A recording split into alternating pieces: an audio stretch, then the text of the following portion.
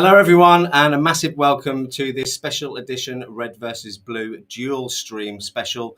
My name's Simon Lindstead. I'm the host and founder of the Info-sec Live community. And today, the Info-sec Live team, joined by the founder and creator of ThreatGEN Red versus Blue, Clint Bodungen, will be taking on Gerry and the SimplyCyber channel in a Red versus Blue live battle.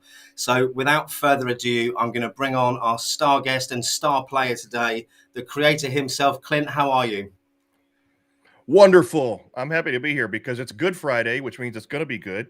And our staff is off today. I gave everybody the day off so they could watch this epic event. Excellent. And we are rightly going to rinse Gerry and win. Is that correct? You know, you would think that should. So first of all, let me say, although I'm the creator of the game, I no longer write code for the game, so I don't know all the little insider tricks and all this stuff anymore. So this is more like the CEO versus Gerry kind of thing. You know, CEO versus new hire. I'm still expecting us to win, but I'm hoping that we win. So come on, for those that don't know you and ThreatGEN, just tell our viewers a little bit about yourself and the company. Yeah, so real quick, I've got about 25 plus years in InfoSec or system security, cybersecurity, whatever acronym or word you want to give it this decade. And I've been doing industrial cybersecurity professionally, exclusively just about since about 2003. In about 2013, we started using gamification or gaming engines as a means of doing training or providing cybersecurity training. And that's kind of in 2017, we decided to do it full-time professionally. So we all left our day jobs, started ThreatGEN, started building Red versus Blue. And then it's kind of a long story how Red versus Blue was established. But long story short is that it's gamification in its truest form. It's an actual video game, a computer game that creates a cybersecurity simulation that mimics real world cybersecurity situations and mechanics and rules and everything. That's pretty much it in a nutshell.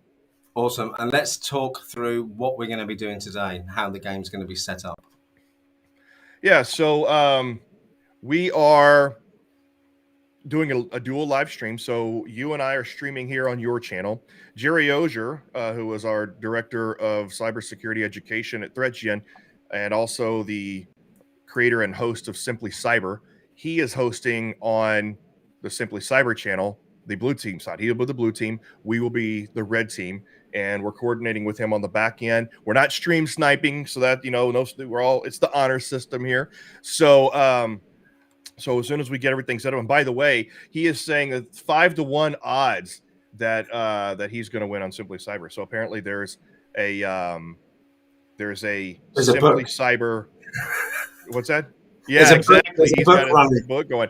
Yeah, and we apparently have some of our employees saying that their ThreatGEN employees are off, but some are still working. So I did see that's Robert, I believe, isn't it? Hey, Robert. Yeah, our head of sales and acting CFO. Yeah, he's saying he's still working. He's just doing that to make sure that I don't get mad at him or something. Of course, and I just want to point out that I've dropped the link into the chat for Gerry's stream. So if you want to jump over there, have two windows up, watch both at the same time. It can be truly interactive. Jax, nice to see you there as well. And yeah, Trash Talk, that is what it's all about. Clint and I were going to sing Ole, Ole, Ole as we came on, but we chickened out. So we'll save that till the end. Ole, Ole, Ole, Ole, Ole. There we go. We'll make sure we win first and we'll celebrate after. So, okay, do we know if Gerry's ready? Shall we launch straight in? Shall we bring the game up and show people the platform? Yeah. Let's jump up and So for those of you that haven't seen this platform before, it's available to play individually against the AI. You can also play against competitors, people that you know. I will drop the link in if you want to purchase the game as an individual throughout the chat. Just to let you know that InfoSec Live do have a strategic partnership with ThreatGEN. And if you do purchase it through that link, we amazingly get a very small commission, which helps us grow the community. So just wanted to be completely transparent about that for the stream today too. Yeah, so if you can see my shirt, by the way, it says "Game Over, man." Red versus Blue. So let's just see that again. Let's see that again, Clint. Yeah, there we go. Yeah, and so that's what it's going to be. All right, so let me get this. Go ahead and set up. Asking Gerry if he's ready.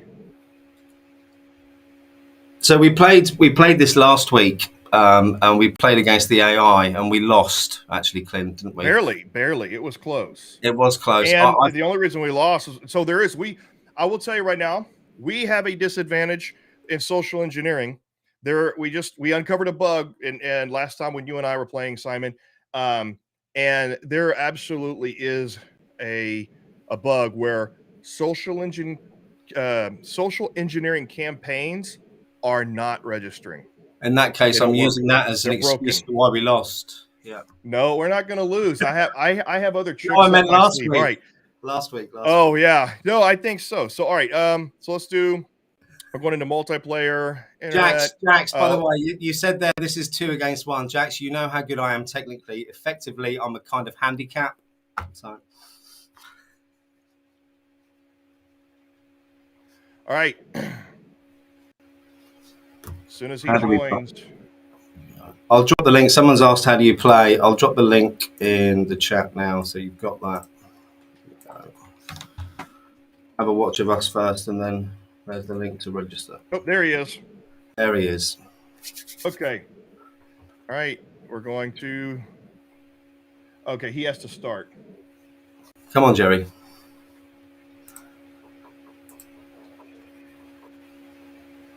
He looks nervous. I've just had a quick look at his stream before I shut it off. He looks nervous to me. Yeah. So we don't know what map he's going to be using. It's up to him. As the blue team, they get to choose what map. Like we're coming in blind, just like a real red team. We don't know what the network map's going to look like or anything. Do we know what kind of industry or anything like that at this point? It's going to be industrial. It's going to be either manufacturing, a pipeline, or a larger oil and gas facility. I mean, if he's smart, he'll choose the largest one. Yeah. So he's waiting. He's choosing right now. And yeah, I mean, honestly, if you want the stream to be, if we want to limit the time, he'll choose the smaller one, the manufacturing environment, which is a smaller environment. And yeah, him to choose. Then, okay. All right, there we go. So there's I'm not going to worry about any of that. That's just our win conditions are basically we have to destroy the ICS or disrupt his. All right, it's not our turn yet. He's working, so nothing has started yet. Let's use this opportunity then, Clint, just to give people an overview of the screen we're seeing here and what bits do what. Yeah, so I mean, this is a blank screen because we haven't discovered anything. We have the internet cloud here. The internet hasn't even showed up yet because we don't actually get to do anything or see even the setup until the turn has been passed to us. So I have my resources. I have my hacker resources, which is a combination. It's a composite score of my hardware, the number of people I have, my skill levels, and everything like that. And I can increase these with different ways. My hardware level is 1. These represent all the actions that I can do by category. I can also perform actions by going into the action tree, and I have all of my hacker actions, port scanning, everything you can think of is in here that I can possibly do, except for apparently malware campaigns are broken. And then when I find assets, oh, and looks like we already have a problem. His timer's not ticking down. We already have a.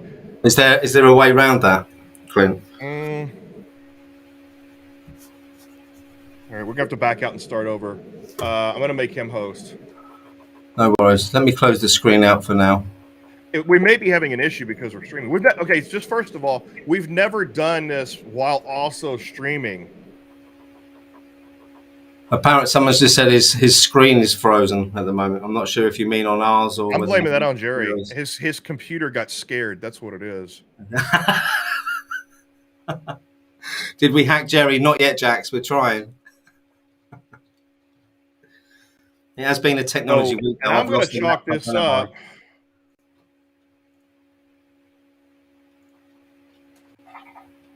He's rebooting.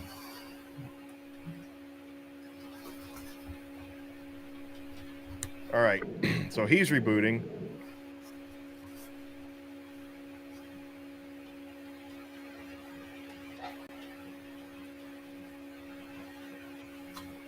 Thanks, Jax. Thanks for letting us know. So yeah, like you were saying, Clint, it's the first time we've tried to do this on a dual stream. Yeah, so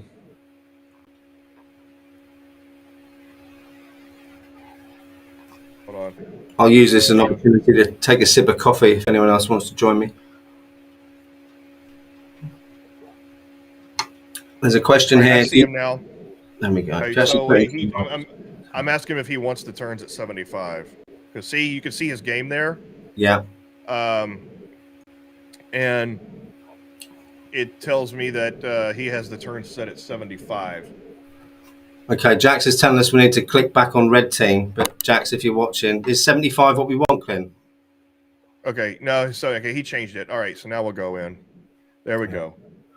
We've got a quick question in the chat as well, Clint, while we're waiting for that to load up. Do you actually put in commands, or is this a tabletop sim? It's not quite a simple answer. Yeah, there are no hard skill command line code type stuff. This is a command line. And this is not a command line or code type simulation. This is more of a tabletop simulation. So it's all point and click. It's very detailed, but it's not technical, if that makes sense. Like, you have the level of detail and everything that you can do, but you don't have the. Okay, now it's my turn. Okay, so it seems to be working. So if the beta testers are listening, apparently there might be a little bug when the red team is hosting, or it may have been a streaming issue. I don't know. We'll test it. All right. First thing we have to do is we need to do our OSINT. So we're going to do our open source intelligence, and we're also going to do our physical recon, because I might want to go on site. I have 2 more resources that I can spend. We have 2 minutes and 30 seconds on our total time. So I'm also going to go ahead and create a malicious USB, so when I'm ready to go on site, I can start dropping them. All right, so you'll see here in our action log, well, nothing's committed yet. So we're going to do open source intelligence, physical recon, and create malicious USBs. I'm going to make a beeline to his perimeter and drop malicious USBs. And I'm going to start a spear phishing campaign directly after that. All right. Or not a campaign. Not the campaigns don't work, but I could do a direct spear phish attack. All right, we're going to end our turn. And I'm going to make sure tell my beta testers to test for that issue. So again, back to the kind of command prompt question. It's a very tactical game as well, Clint, isn't it? It's understanding the fact that you've got limited resources, learning how to allocate those, learning to win with what you've got, I suppose. Exactly. So on really both sides have limited resources. He's starting with limited resources. I'm starting with limited resources. And as you see, I can't do anything. I have no resources because I'm still creating my malicious USB, still doing recon. So he starts out of the gate with an advantage of he can start doing a lot of actions immediately, where I can't. But in the early game, his network is very immature.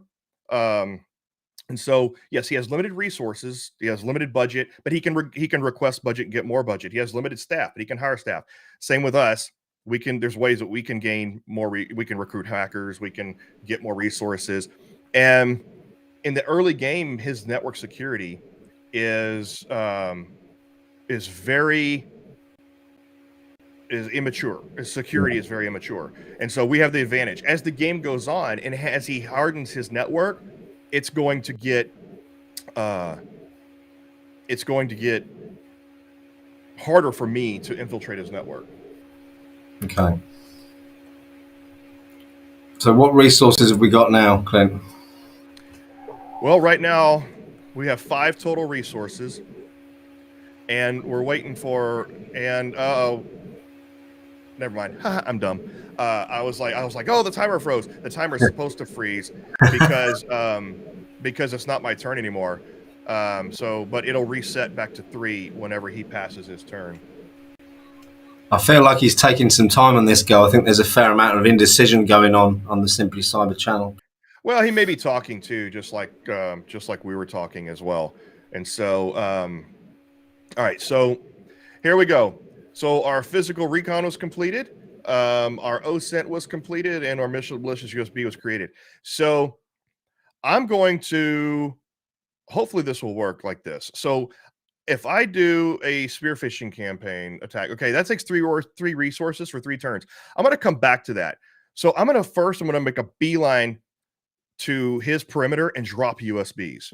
That's the first thing I'm going to do. So I'm going to go physical because I don't think he's going to focus on physical security right off that. So I'm going to change locations, go to the perimeter. So I have my USB key is created there. So I'm going to head to the perimeter. I have 2 more resources that I can do. So I'm going to spend those resources. I'm going to research, and I'm going to go here. I'm going to research electronic social engineering to give myself a better chance at spear phishing and USB attacks. And I'll end my turn. And also, the quicker I make I'm going to talk fast and move fast because the quicker I make my turns, it's going to make them think that that you know what we're doing. I'm going to rush him. I'm going to rush him.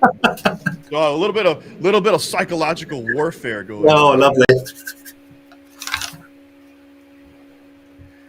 All right, so yeah, see, he's going to be taking his time, and I think from what someone said in the chat, he's explaining the layout. I think from the blue side, I've only ever played this as red team, but I have seen it played as blue. Don't give me any hints. Don't tell me anything about. No, I'm not. I think he's just explaining the layout and how things work from a blue team perspective. And I think again, it's another point worth mentioning for the game is that it does help you gain that understanding of the entire overall processes within an entire operation, rather than just the small bits you might have been focusing on in your career so far.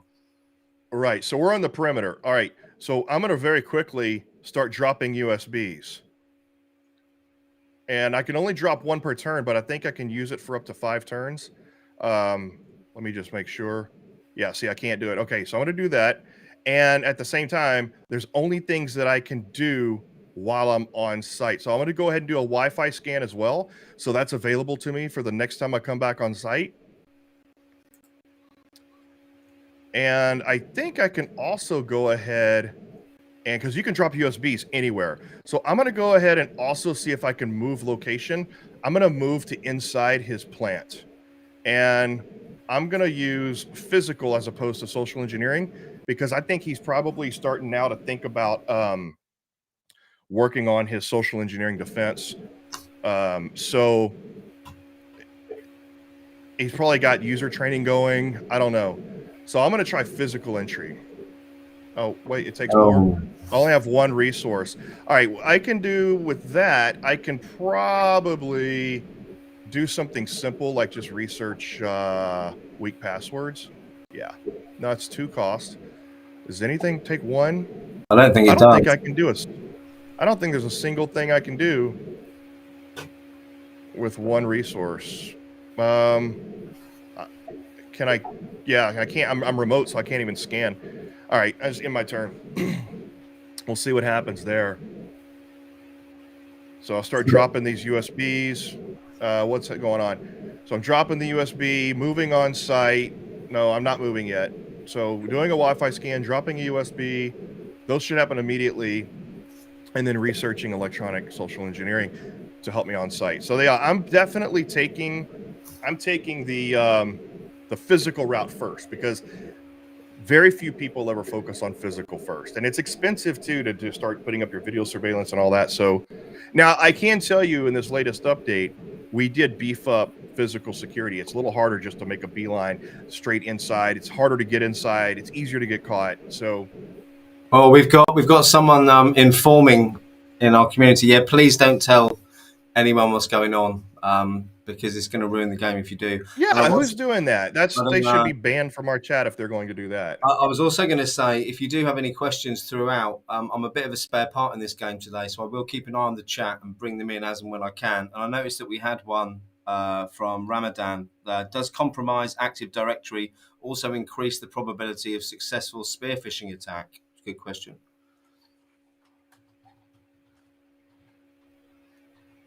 So I'm telling you right now, if we find out who's spoiling it, we're gonna ban. I will personally ban you from my channels and from participating any further because that's not cool at all.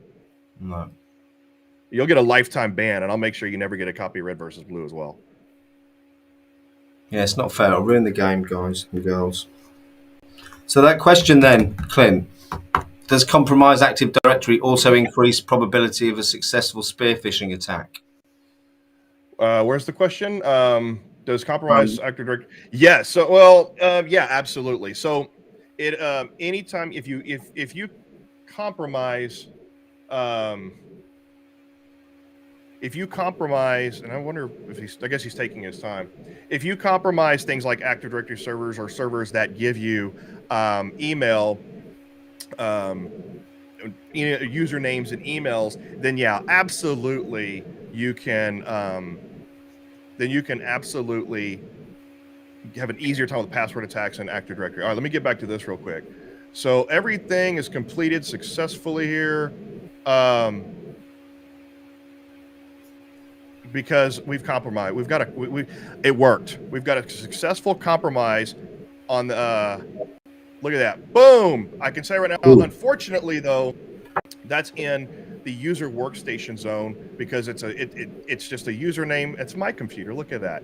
How fortuitous. We got there, but we can go and do oops, I did not mean to do that. You know what? So I can start exfiltrating data, and I might do that to start bringing his profit and loss. Like, I don't know what my win condition is yet, but if he hasn't discovered this yet, I could start exfiltrating data. He'll see his profit and loss meter going down, and that'll freak him out. And he'll start spending resources. So I have a decoy over here. This is up in the user workstation zone. So he's going to think I'm inside. He's not going to think that I'm on the perimeter. So I'm going to go ahead and exfiltrate data. First off, I'm going to cover tracks, and then I'm going to exfiltrate data. That's going to make it harder for him to discover me. And by exfiltrating data, that's going to make his profit and loss meter go on. That's going to freak him out. I've got this network device here. Probably the switch. I'm not sure. But oh, that's the Wi-Fi. Okay. Wi-Fi, yeah. I can't crack the Wi-Fi yet. Okay. So, what should I do? I have no more resources. All right.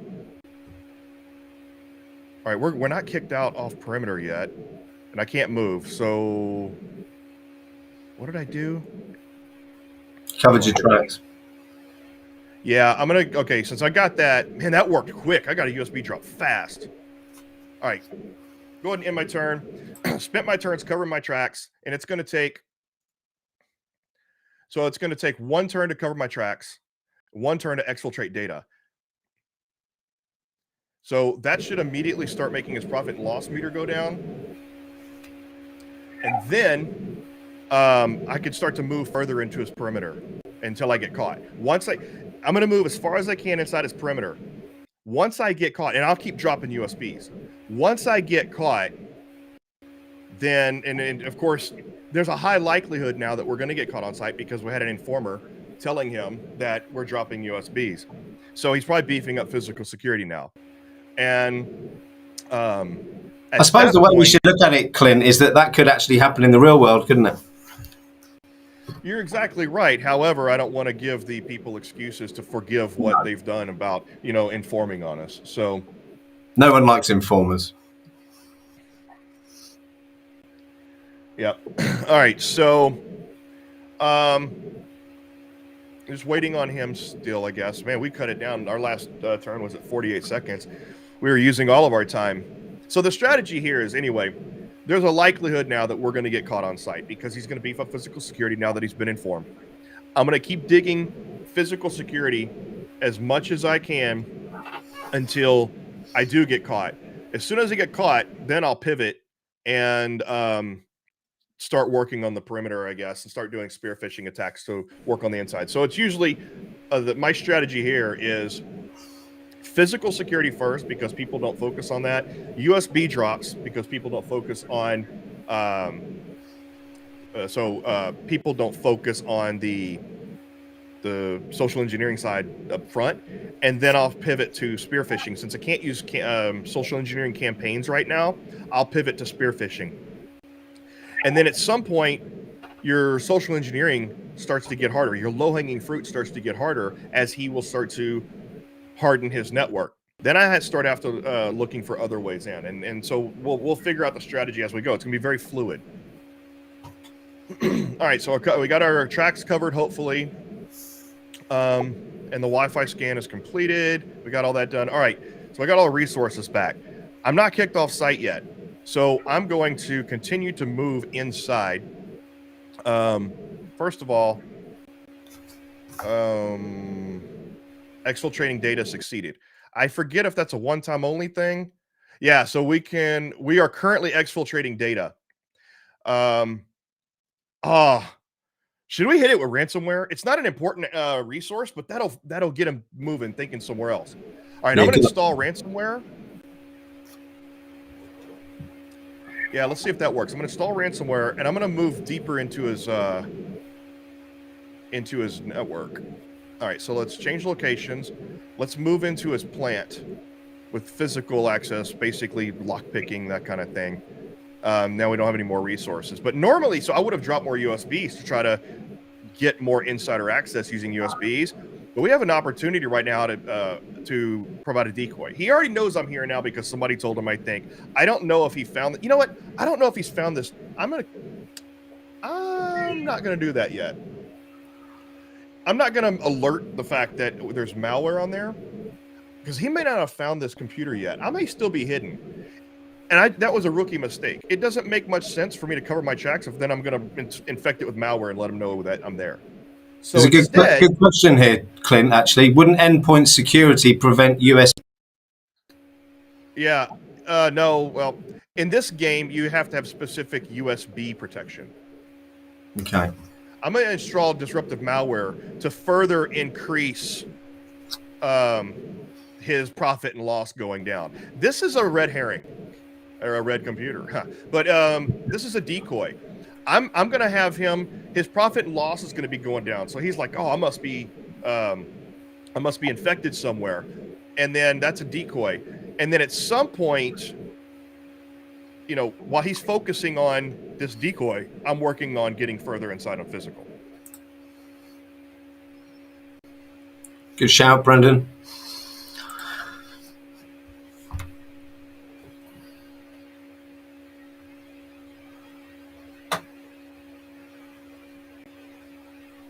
I bet he wonders what's going on now. Yeah, see, I don't know if he's detected this guy here yet, but since I've already exfiltrated data, which increases his profit and loss meter going down. All right, look, I have, so ninja-like, you successfully entered the plant using physical intrusion techniques, but hurry before you get caught, I know. And then we have this, we always have the flavor text down here, quotes from movies and stuff like that. All right, so we're inside the plant. So at this point, and I have all 5, I'm going to do insider recon. Insider recon will help me find computers in there. I can also, you know what I can also do is drop plant a rogue device, which gives me access later. So I'm gonna go ahead and plant that rogue device. That's important because as long as I have internet connectivity to his network and I have a rogue device planted, I have an insider, I have a way in. So I'm gonna plant the rogue device. I have 2 resources left, and he can discover the rogue device, but it's, you know, it's unlikely in early game. So I could either crack the Wi-Fi to give me that way in from his perimeter, or do another USB drop, or I can, and I'm gonna search for HMIs. If I find an HMI and get access to an HMI, it's game over. All right, I'm gonna do that. I'm gonna drop a USB. Boom, look at that. All right, so planning a rogue device to give me remote access in case I get kicked out off site. Searching for HMIs. If I find one and manipulate it, and I can damage the ICS right there. Boom, game over. If I don't get kicked out first. And malicious USB drop. So to see if I can get another compromised host. All right, it's getting good. It's getting good here because he's getting good. We got multiple. We've got people engaged. I just want to get these questions in quickly, Clint, because we're going through this so fast. So, how are rogue devices detected in the game? Asset management? Question mark. What is the counter from InfoSec Brett? So Brett, you're asking because you play the game and you stream the game. So, what was the question again? Rogue devices are detected. Yeah. So you can detect rogue devices through your SIM once you have SIMs installed, endpoint protection, or so network. Your IDS can detect rogue devices. Your SIM can detect IDSs. I think if you do a vulnerability, and so Brendan came back. So he told Gerry moved to the red team. Thanks, Brendan. And the count. I'll have to get. Hey, Brett. Look, here we go. I got arrested last week in this game, Clint. Yeah. But that's okay because, well, let's see what all that worked. All right, so I got arrested, and we knew that was going to happen. But okay, so we had failures here. So we got arrested before we dropped the USB, before we searched for. Okay, so that's right. So now what we're going to do is we're going to pivot. We still got this. He doesn't know we have this. Apparently, he's freaking out. So here's what we're going to do. Oh, I forgot I got that little bug there. All right, so we got arrested. We can go back on site and drop more USBs and see if that works. But he apparently is already, he's wise to the physical stuff. I was hoping to get find that USB and find that HMI before we had a chance. But Brett, hit me up on Discord and I can talk to you about a lot of the mechanics there. So instead, all right, we're going to do a spear phishing attack now. So that's one thing. Wait, we're in jail. We can't do crap. How many turns do we need for that? I think for 5 turns. I think we lose 3 resources for 5 turns. And let's pivot from inside here. All right, so what we're going to do is, since we have limited resources right now, we're getting arrested. Our leader's in jail. We're going to do a host scan. We're going to pivot. We're going to pivot from here and do a host scan. So we're pivoting and doing an inside host scan. And then we're also exfiltrating data, and we have destructive malware installed on that system as well. If you look here, the destructive malware. Yeah. It got installed. So he's got his profit loss going down. More than likely, I'd be willing to bet he's right now trying to figure out why his profit and loss is going down. So we're just going to start hitting a bunch of stuff with destructive malware at this point. So we're scanned from the internet, doing a host scan. All right.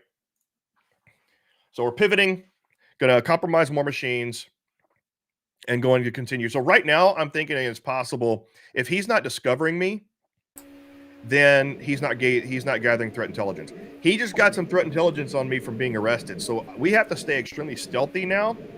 And I'm thinking our primary goal is going to be making our way. We're going to slowly make our way to the ICS and try to damage the ICS from the inside. But in the meantime, we're going to infect machines with destructive malware to reduce his profit and loss as a secondary win condition. That's a good point, Brett. Too bad you don't have the option to get a bunch of decoy people, flash mob, to get the blue team to focus on physical and allow for better technical attacks. Oh yeah, a bunch of activist protesters outside throwing rocks and stuff. Yeah, that would be cool. Now, I mean, of course, every day in London you're talking about, Brett, at the moment. It's the UK on a Saturday. Of course, for that matter, I mean, you could just have some rogue actor, run up to the side of the building with an RPG and launch a grenade into the side of the control room or something too. So I feel like we're combining the game we're playing in this room and the game my 13-year-old's playing 2 bedrooms down. Yeah, Call of Duty or something, or Well, I suppose I should do a quick shout out to Elon Musk and Starlink for enabling me to stream this whilst he refuses to get off his game in the other room, because it is a fair achievement living in a rural location as we do. Oh, are you on Starlink? Yeah, we've had it for about 9 months now. and Wow. it's been really, really, really good. I have a few issues only because of placement. We've got a thatched roof on the house, so you can't put it on top of the house. So I've got it on top of a shed, which means it does get a partial obstruction every 43rd minute. So it could be in about 6 minutes I might disappear for 5 seconds. If I do, you'll know why. But other than that, it's been absolutely fantastic. Yeah, it's expensive monthly. The initial setup was quite cheap, but it does cost a fair amount each month for broadband. That's cool. By the way, so he's taking a lot of time during his turns, which means now he's probably noticing his network is being pilfered, or his network data is being exfiltrated, and he's noticed his profit loss is going down. And I have my tracks hidden here, so he's going to have a hard time finding me. And you know, to be fair, on our last turn, we were talking a lot too. So it's maybe some explaining, maybe figuring out, what's going on. So access cut off. He just segmented his network. Looks like the blue team managed to kick you out on the internal network somehow. So, but I still have access. Probably because it was compromised by USB, but I can still do things. Now, access was cut off, but I still have access. Huh. That's strange. I wonder if that was a race condition thing to where I don't know. It said access was cut off, which means he probably segmented his. I can tell you right now. Yeah, he segmented his network because see, look, these IP addresses are .100. These are .72. So I'm thinking these are the outside, maybe. Yeah. So this is the firewall, and either a remote user or VPN. These are the internal network here. Okay. So yeah, I don't know why. That's something to look into if any of my guys are listening. I don't know why it would say access cut off, but I'm still able to access this. It might be a race condition. It couldn't be something Let's go ahead. Sorry, go on. I'm going to go ahead and port scan these. I'm going to start moving internal and move through the network until I get out of jail. But yeah, I don't know. I don't know why it would cut me off, but I still have access. It may also be because it was compromised via a USB or the notification. So basically the notification. Here's what I'm thinking. I'm thinking there's a little bug there. Originally, before we refactored the entire back end with the levels, you'd get a notification whenever all your network IP addresses change and you lose access because they resegment the network. The logic that it goes off of, I'm thinking the entire logic tree is not complete. You're still getting the notification that lets you know that all these IP addresses changed and that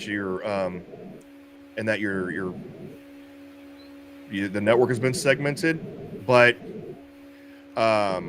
maybe either it's not actually working, it's not cutting your access, or B, what could also be happening is a remnant of a notification. So he may have segmented his network like prior to this, and then it just didn't tell me that the network is segmented until I did my first scan and found these computers. So basically, if I had access and he segmented his network, I would have lost access. However, I didn't have the access to the inside to some of those when he segmented his network. I don't know what's going on. We're gonna have to look into that. So let's find out. Something for the beta testers to look at. All right, I've got these devices port scan. I'm still not out of jail, so maybe even closer to 10 turns. I don't know. Yeah, as I said, it's not related to the rogue device. I never got the rogue device planted, so no. That's a good point, though. So I'm thinking this is a firewall here. All right, that's all I can do is continue to scan and enumerate to dig deeper into these devices. Man, when you get arrested, you get put in jail. That really kicks you in the butt, doesn't it? I mean, it really takes away the resources you have available to you. So we're a fifth of the way through the game, and we've already had our first strategy foiled. We were one. If we would have just if we would have got arrested one turn later, we would have had that rogue device.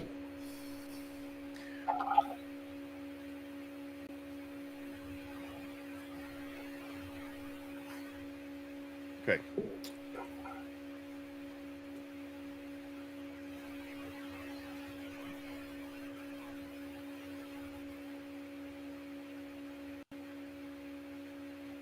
I think Brendan's asked a question. What would you do? What would you do if you were USB hit? I mean, my only advice is to unplug everything. I'm not sure if that's right. Is it, Clint? I mean, it's incident response is normal, right? I mean, if you got hit with if you got hit with the USB in real world, it doesn't matter how you get compromised, other than trying to find root cause analysis and things like that. If you're compromised, and you deal with it no matter what, in the same ways that you would in any other way. So, what's going on here? All right. But in the game, it's the same thing, right? I mean, he doesn't know I'm compromised here, I don't think, because he hasn't done anything to this computer. I hid my tracks, right? So,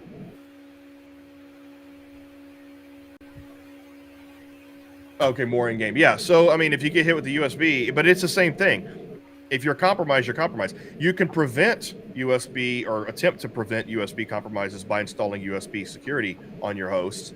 But it's the same thing in game. The game doesn't differentiate, how you get compromised, other than in the logs. But if you get compromised with a straight attack or a USB attack, it doesn't matter. If you're compromised, you're compromised.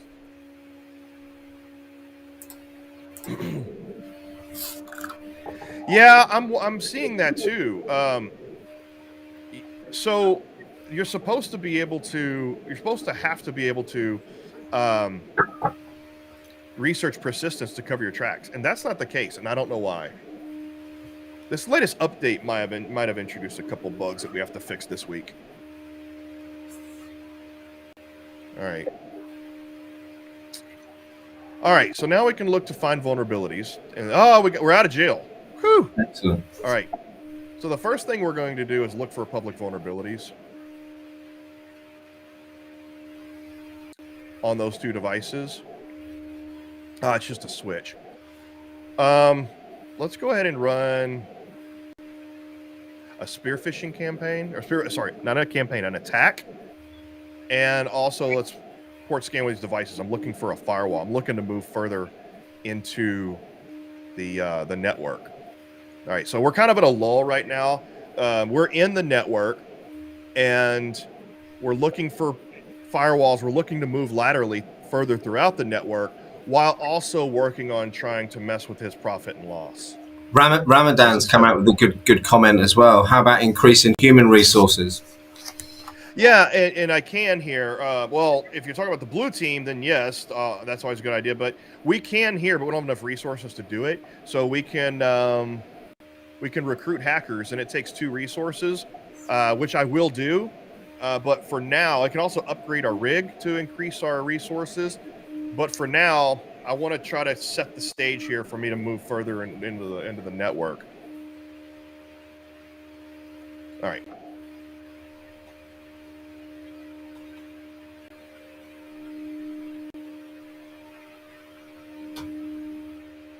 Yeah, we have a combination of people on YouTube and on LinkedIn here, and I think most of the people are chatting in. I think sometimes this is run through Restream as a platform. Sometimes it doesn't filter the chat through terribly well from LinkedIn either. So if you do want to engage and you are watching, it would be good to jump on the YouTube channel. I'll drop the links in the chat for both of them for anyone who wants them. Bear with me one sec.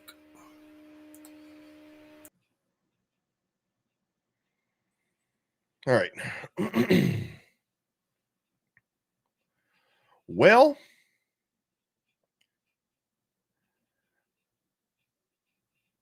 let's see. Waiting on him. I'm trying to think. What am I going to do next? It depends on what happens. So I mean, the spearfishing campaign, the spearfishing attack's going to take 3 turns. It's from it takes 2 resources for 3 turns. So, but it's very targeted, and you have a higher percentage of success. But if that doesn't work, I'm not going to try again. I'm just going to move on.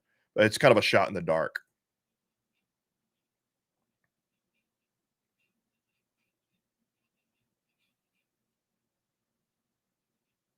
All right, there. You still, looks like your audio went a little quiet. You still there, Simon? I'm here. I'm typing, putting some Okay, links in the chat. Yeah, I haven't frozen yet. It's all right. All right, good.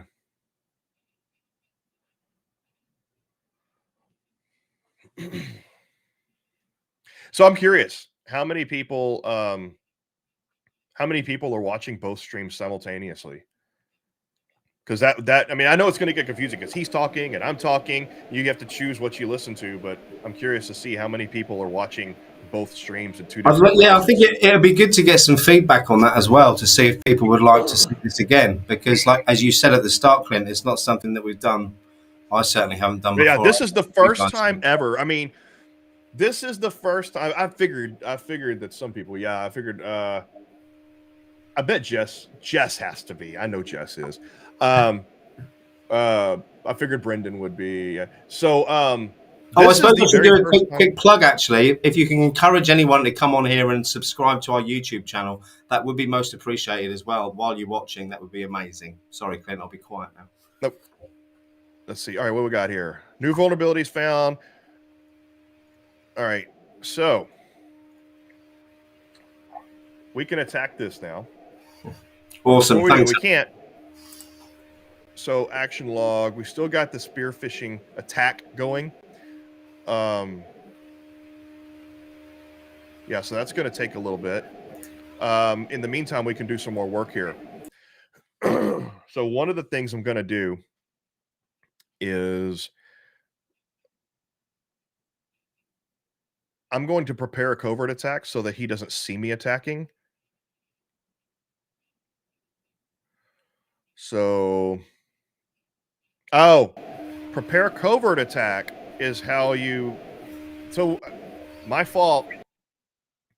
You're supposed to research persistence to hide your tracks, not prepare covert attack. And so, or both actually. So I messed that up. I'm the person that hooked that up wrong. So I might as well do research persistence. So, I mean, here's the thing. To your point, Simon. Sorry, I got allergies going.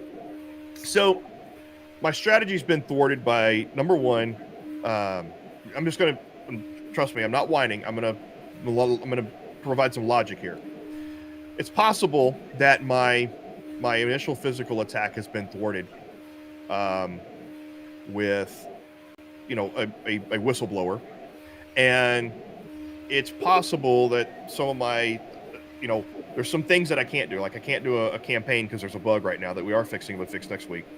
I had there's another little bug that I caused about I can cover my tracks, but I can't research persistence, so it gave me a misconception. So there's some things that are happening that are messing up my strategy, okay? And that's okay, because while I don't want to make it okay for whistleblowers to go and tell him what I'm doing, all these other things, even though they're bugs in the game, hey, stuff happens. That's real life. I mean, it's exactly like real life cybersecurity, right? I'm trying to get things done. I'm trying to work. Either Jerry's on the blue team, I'm over on the red team. There's some slight bugs in the game right now that are providing a little bit of difficulty, but the same stuff happens in real life. You're going to have things that happen that you don't anticipate. And so while, again, I'm not making excuses for my bugs, I'm not saying it's okay for us to have bugs. This is probably one of the very few games that's out there that you could say, you know what? Some bugs in the game actually make the game more realistic in terms of the frustrations. Well, it's ironic, isn't it? Because we had a question actually from Bob saying, how close to real world is ThreatGEN? Well, I think Clint partially answered it there. Do you want to cover that off in a bit more detail? Yeah, procedurally, look, everybody that has worked on developing this game, each of us have more than 10 years of cybersecurity experience. I have more than 25 years of cybersecurity experience. For what it's worth, Aaron and I, the primary developers of this game, were authors of the book Hacking Exposed Industrial Control Systems. And we've been game developers for about 9 years. So we've tried to make this game as hold on. I can't do anything. Watch this. I'm just going to swip it right over here. Rush, Jerry, rush, hurry. Oh yeah, I've already turned over my time. Either that or either that or he's saying I'm out of resources. Anyway, so we've really tried to make this game as realistic as possible from a procedural perspective. Obviously, there's no command line stuff, there's no writing code, and we've tried as much as possible to make all the correlative rules and mechanics on the back end work like real life. And it's ongoing, right? I mean, this game started. We developed the alpha version of this game in 8 weeks and had it ready for a conference to do a red versus blue competition. And I mean, that's extremely fast, especially for amateur game developers.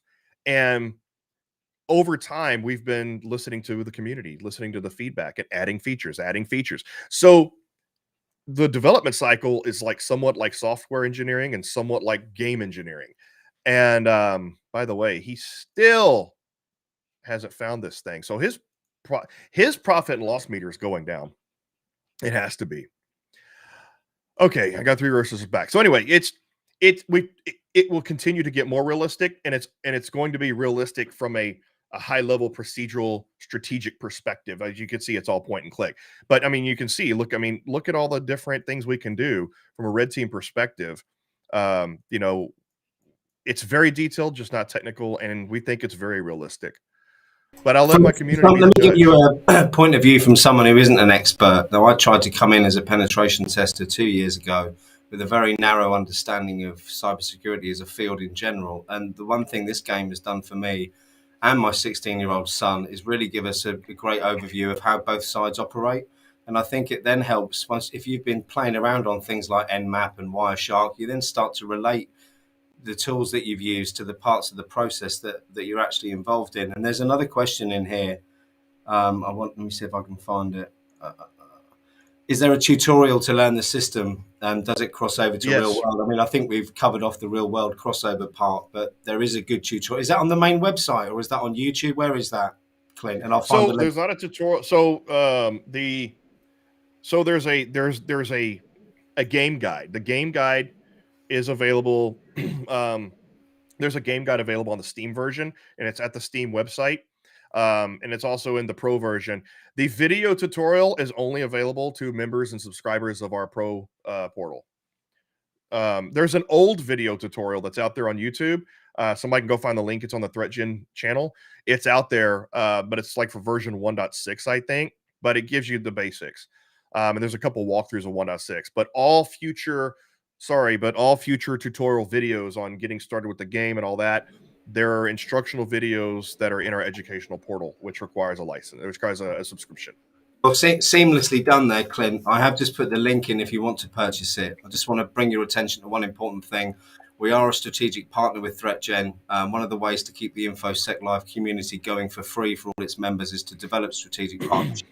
And we do receive a very small commission if you purchase off that link. So if you are going to buy and you are a member of the community, please use the link that I've just dropped in. Thank you. So we are kind of we're boxed in to this one little network here, which appears to be a user network. So it's probably not close to his ICS network. And there's not a lot of critical systems. So his profit meter is not going down very fast. But this thing's hidden away in the corner. He's not finding it. So at least I have a foothold. I'm going to continue to try to move laterally, but I'm moving it slowly so he doesn't detect me. And so I have to wait until Persistence is done researching. So I got 2 more turns. In the meantime, I'm continuing to enumerate. These are out of my reach. These are in a different network. But I guess I could because they're internet facing. But I'm not worried about those right now. Since I already have a foothold here, I'm moving laterally here. I'm going to research Persistence, compromise more devices, and keep hidden and can continue to exfiltrate data and install destructive malware to keep his profit and loss going down.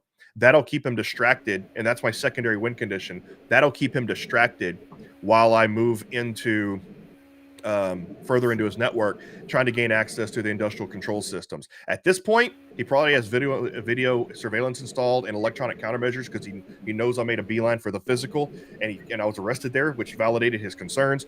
So physical's probably out for now. So I have to continue to work on other means. He's probably also beefed up his electronic social engineering capabilities. All right, so we have one more turn before our research, our persistence is done. One more turn before our Stack Overflow's research is done. I do have one resource. There's something really weird going on here. I'm not finding a firewall on this network that I'm in. I need to do another host scan from this computer to see if I can find the firewall in here, so I can hopefully hack the firewall and then pivot my way out of this network. But next turn, I should be able to start attacking these devices and start to increase the amount of damage I'm doing to his profit and loss. Brendan asked, how much is the game? I believe for individuals, it's $19.99 a month. $1 million. So right now, the game is actually it's $20 a month for individual users. There is a pricing page on our website, but what I want to do is, if for individuals though, use the link that Simon is posting there. It's $20 per month, or I think there's a one flat fee for I think $199 for paid 1 year. There's also the option to get lifetime membership for $9.95, one-time purchase, lifetime membership, all the premium editions, and then yeah. But I would prefer you just give me $1 million. Yeah, or just click the link, if that's more affordable. I'm just finding the link. I'm trying to do two things at once, which I'm clearly not very good at. I don't see it in the details. It's now coming in, Chris. I've got lots of links because there's so many different versions, but this link here is for the individuals, not for the corporate versions, which are obviously more expensive. So there we go. All right. What's going on here? Why am I zoomed in or zoomed out? My Zoom window's not working. I have some sort of hold on. Oh, there we go. Okay. I see what happens. Okay. All right. That was user error. All resources. Yeah, it was. All right. Host scan failed. This is really weird.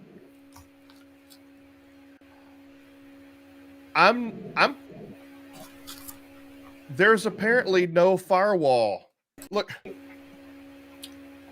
I can't believe that. So I have access to this thing, but I can't host scan and find the firewall. I've host scanned and it's failing, so I'm not finding the firewall here. Do we need to go back and scan the whole environment again? No, it looks like there was an oddity that happened when I got my access cut off. I have to go back in through the firewall and all that stuff now. You know what I'm going to do? There's a good question from Brendan. Do you take Bitcoin, Clint?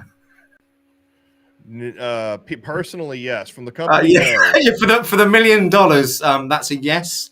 For the regular subscriptions, only if you convert it into dollars and make your purchase that way, I think is the answer. All right, just real quick. All right, I have a pivot here. I'm going to switch tactics. Okay, since I can't move further, apparently when I had my access cut off, I still have access to this host, but I don't have the access to a firewall anywhere. This feels like my OSCP exam all over again. Yeah. So, okay, here's what I'm going to do. I'm going to research, now that I have persistence research, I'm going to move stealth. I got to move quickly. I have very little time. Okay, I'm going to prepare covert attack. All right, so I can stealthily attack this computer and then hack it and install destructive malware in order to continue his profit loss burn. In the meantime, I'm going to port scan these external devices. One's probably a VPN, and I think one's probably a, I don't know. Anyway, I'm going to scan those devices and start performing recon on those devices and then his firewall. I'm gonna do another decoy. I'm not, because we're not even halfway through the game. So I'm going to find his external firewall, and I'm not even going to, and he may have it all patched up, which means I may have to find 0 days. But I'm not even going to try to take control of his firewall. I'm going to denial of service his firewall. take his network completely offline. I'm going to continue to knock his firewall offline. Every time he fixes it, I'm going to knock it offline. So that way his entire network is offline, his profit and loss is going down, and he's trying to fix that, and I'm going to scurry around to the back door physically and go back to physical attacks. Love it. And he forced me to do this because I guess when I got kicked out, since I no longer have I can work internally in here, but I can't get a firewall.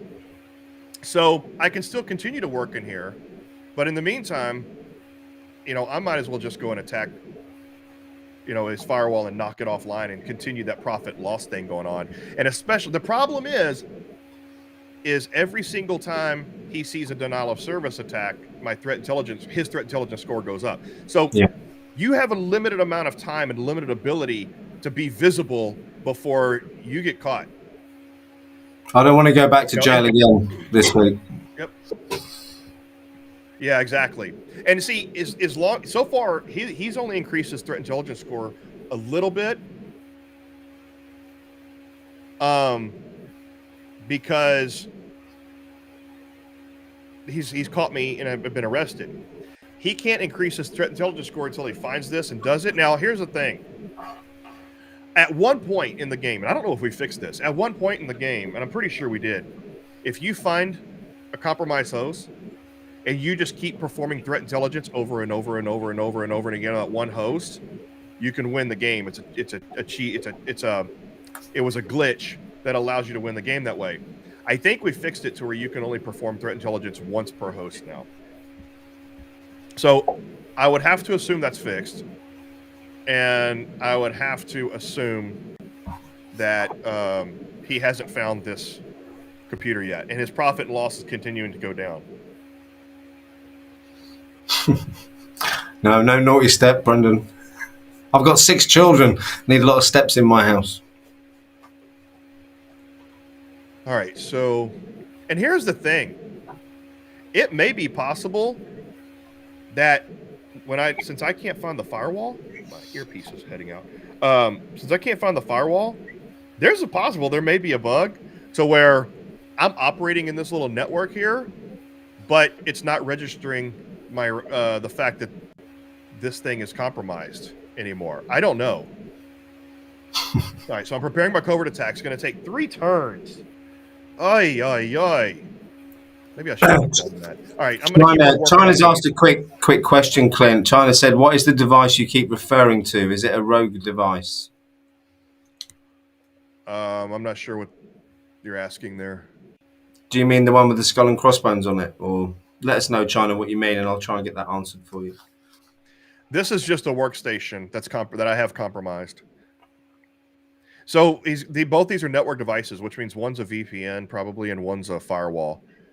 So that's all I can do for now.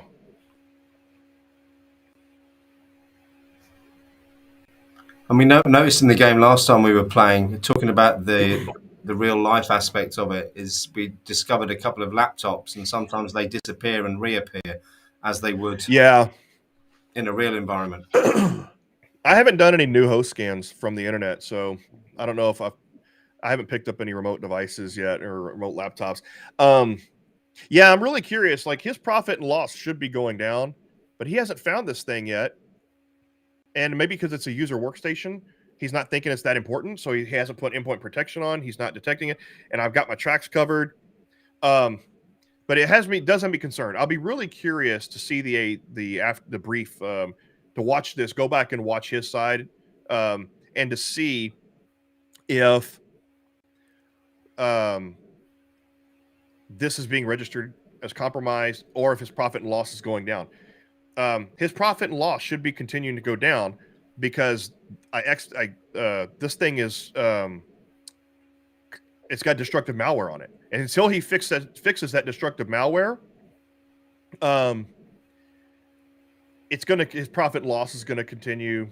But what if he isn't aware of the profit and loss? There's a comment there from Brendan. Would he be aware of it in the game? Does it make you aware, or do you have to look? His meter would be going down. If his meter is not going down, then the profit and loss is not registering, which means something about me getting kicked out, like maybe this attack's not registering anymore or something. I don't know.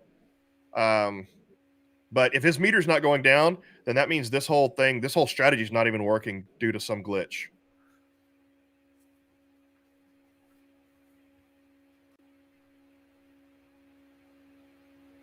Anyway, don't tell us anything, Brendan. I don't know. So let's see what happens next. Yeah, the profit and loss may not be going down at all. This may be just a complete. Let's have a look. Oh, there's my firewall. Okay. There's my firewall. But I was. Oh, it was registering the wrong IP address because it was showing me the IP address. It was showing me the IP address of the other network as opposed to the one on my network. Right. Boy, I'm making some. Yeah, I'm kind of angry now that if this profit and loss is not working because of some cutoff access or something. Either way, I'm still waiting on it. I mean, we have still plenty of time. We're not even halfway through the game yet, and I'm still preparing this covert attack. He thinks he's feeling like he's doing pretty good right now because he doesn't even know he's compromised. We're lulling him into a false sense of security is what we're doing, Clint. Oh, absolutely. All right, wait. How many turns do we have here? We have one more turn till that's done. Okay, so I'm going to spend one resource on finding public vulnerabilities. I have one more resource that I can spend on, and then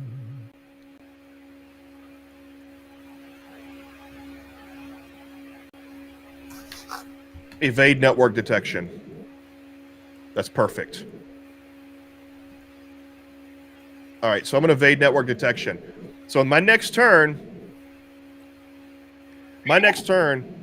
I'm going to start attacking devices. I have a covert attack prepared. I've got my tracks hidden on that compromised device. And my next turn, I'm preparing to evade network detection. He should not see this next attack coming. Okay, I've got a quick question while we're waiting for Gerry. Does denial and manipulation have the same effect to profit and loss, or does manipulation have a bigger impact than denial? It's a good question. When it comes to profit and loss, denials have bigger. If there's two ways to affect the profit and loss by you can deny the device, or you can compromise the device, exfiltrate data, and install destructive malware. So, all right. To be fair, we had a spoiler on his side. We accidentally had a spoiler on this side. So his profit and loss meter is not going down, which means that this sustained effort, the sustained effort of having destructive malware on the system is not working. Yeah, and I can't do anything further than so. Now, what I can do real quick is install malware on next turn. I can install the malware and then activate ransomware and just start hitting with ransomware everywhere. So I can compromise a bunch of hosts stealthily, install malware, and just start activating malware in all the hosts. Okay. I can do that too. Oh, we're ready. All right. Nice work. When it comes to, I successfully created a backdoor. All right. Now, do I pop the firewall or do I start installing? Okay, I can pop this firewall and start moving laterally. I can pop this firewall, deny his entire network. I can start installing malware. How long does it take to install the malware? It takes 2 turns. Wait, do I already have a malware installed here? Or ransomware, I mean, install ransomware. Well, I might as well go ahead and attack something. What do I want to attack?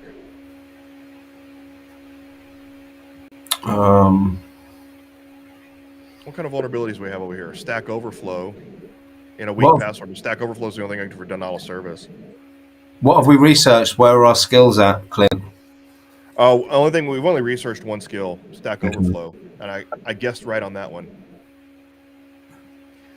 So it's either start ransomware here, deny his firewall,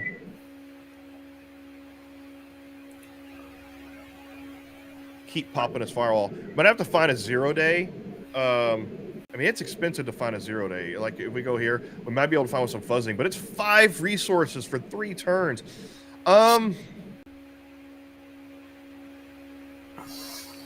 Let's keep moving inside.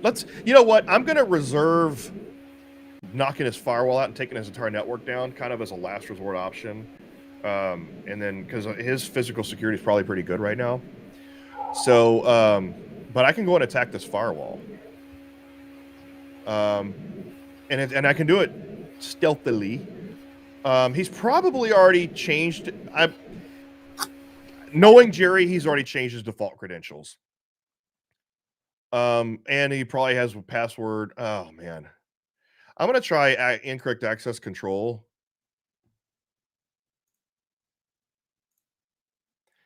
Not feeling good about it because we don't have that researched. And I mean, he's not going to detect the attack most likely. I think you're right. I mean, it helps that we know Gerry and we know the things that he's more than likely would have covered off. You know, I've done my research on my target, right? I've done my recon. And Brendan makes a good point. What's going to time up the most? I think installing a bunch of malware and I think hitting all these things with ransomware is going to time up the most. I can tell you, installing ransomware sometimes, if he has installing ransomware, it could be difficult midway through the game, and we're nearing midway through the game, so.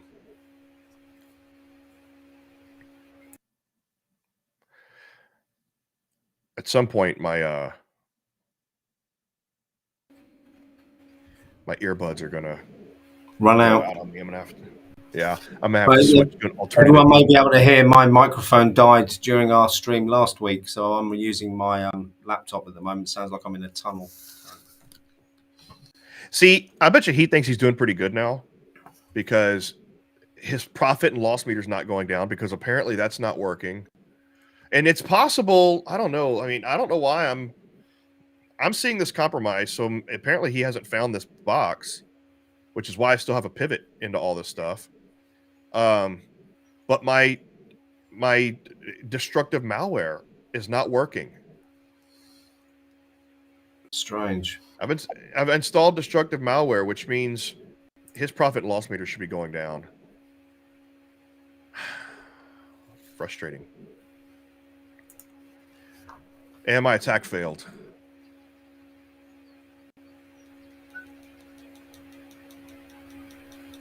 All right.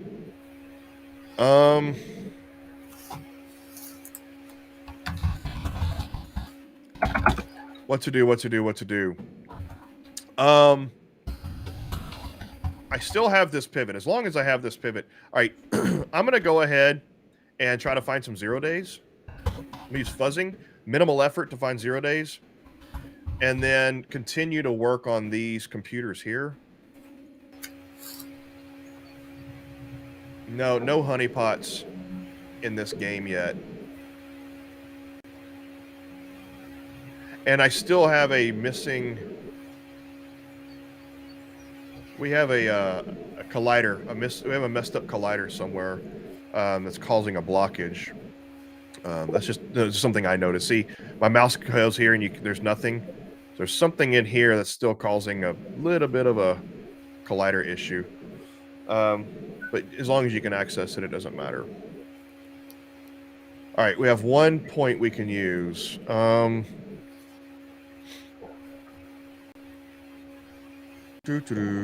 Let's go ahead and do a host scan from the internet just to see if we can pick up some remote users. All right. Yep. I'm really rattled right now. It's upset me that my so far one of my strategies is being completely circumvented by the fact that the game doesn't seem to be working like it's supposed to be working. Well, we've got 30 goes left, Clint. It's still possible. Yeah. So I have a covert attack. Wait, how many uses do you get out of covert attack? Well, you know what?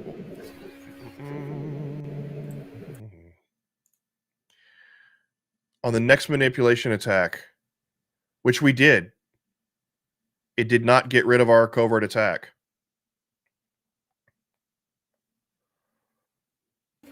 Okay.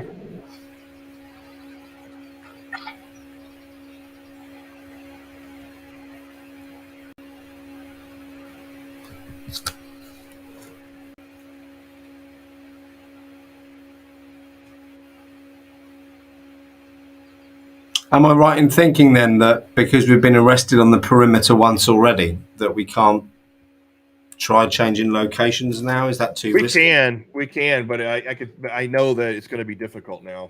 Yeah.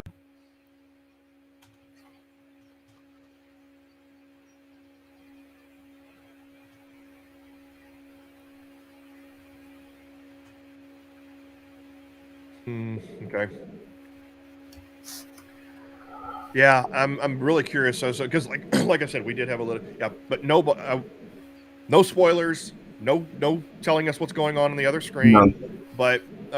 But we were informed that his P&L meter is not going down, even though it should be going down. So that has me angry. Again, it's as the developer of the game, I know that you're never going to have a perfect game. You're always going to have glitches and bugs, and you're always chasing them. Even the most professional games have glitches and bugs, and we fix them as diligently and as quickly as we can. However, in the spirit of the game, I can't be disappointed because get used as the Dread Pirate Roberts would say, get used to disappointment. I think the other thing is glitches in real life as well. It's not just games that it happens, Clint. Yeah, exactly. So that's interesting. No remote users. He has no remote users, which tells me he's probably on a manufacturing network, maybe. Yeah. Or there's no remote user was available or logged in at the time. One more until fuzzing is done. All right, so I can go ahead and look for public vulnerabilities here. Or is there anything else I can do that would be worth my time for 3? Probably some, you know what? Let's do some research. So,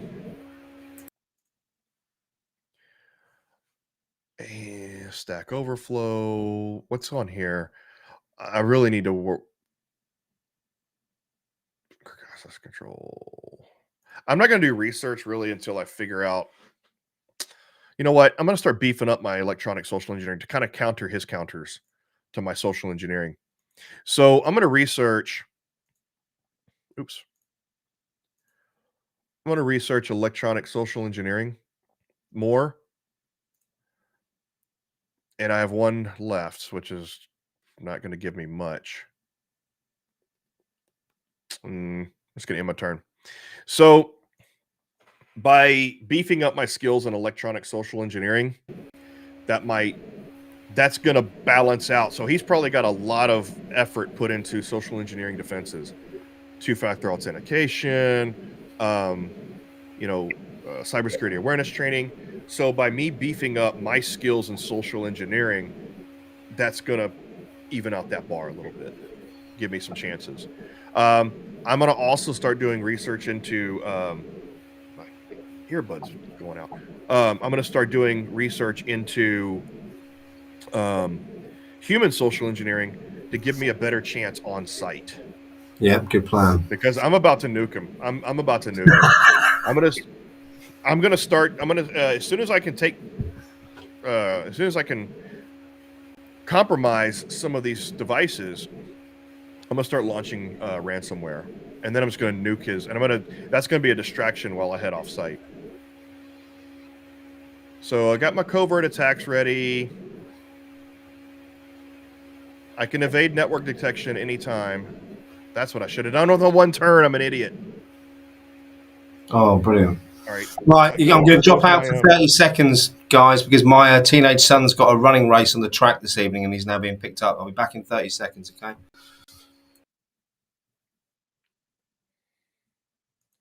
All right, so we're going to see what kind of vulnerabilities we found. Any 0 days on this firewall? We got 2 0 days on that firewall. We have 1 0 format string errors. Looks like I need to research format string errors. Integer overflow.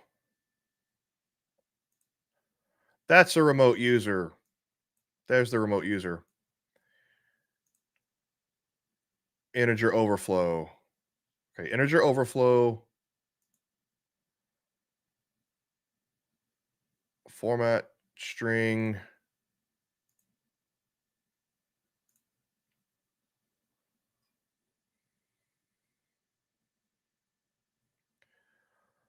Okay. So it looks like format string. We're going to research format string errors and prepare a covert attack. So, or prepare network IDS evasion. So format string error, get some skill up in that because that's a 0-day that we found.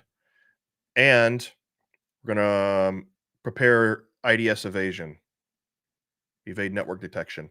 And we still have covert attack ready. So we're pretty stealthy right now. All righty. So it's funny. Someone told Gerry that we were losing, but no detail. So I'm gonna tell whoever. I'm gonna just tell you right now. Whoever said we're losing doesn't know the game, because it's not even we're barely getting to the point of halfway through the game, and there's zero way to tell if anybody's losing or winning at this point, because I still have attack vectors in. I guarantee he hasn't fixed all of the vulnerabilities, and we do still have access into his network. So how does someone figure that we're losing? What have I Again, missed? if I find out, so apparently someone told Gerry that we're losing, but didn't give him details. But we're not. Number one, we're not losing. Number one, we're in his network. We still have plenty attack vectors left. There's no way to. I gotta turn my earbuds off. Got to get a new. So the person who went and told Gerry that we're losing. Number one, you're ignorant. You're ignorant about the game, and you're cheating. So if I find out who you are, you will never ever get a copy of Red versus Blue. You'll be banned from my channels, and I will call you out publicly, and I will dox you like the hacker. And more importantly, we're not losing, actually. Yeah, at all. Yeah. So Question on why wouldn't you go after the low-hanging fruit instead of the D-days from Chris? Because I don't want to be detected. If I'm threat intelligence is a factor in this game.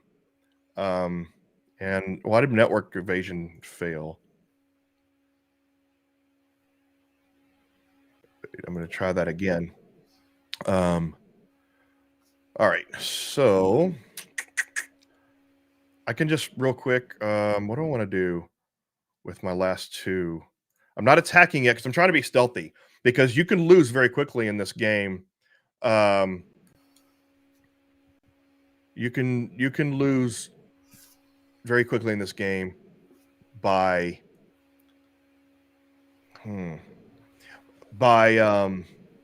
being too noisy and getting caught.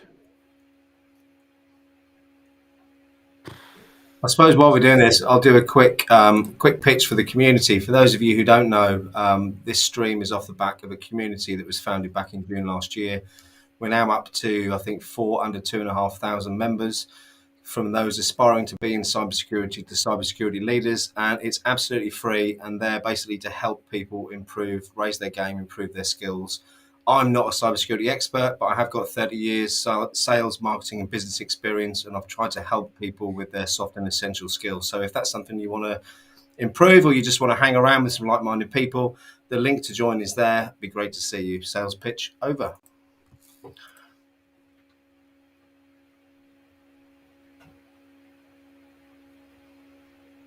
How's it going, Clint? Oh, I'm just looking. Oh.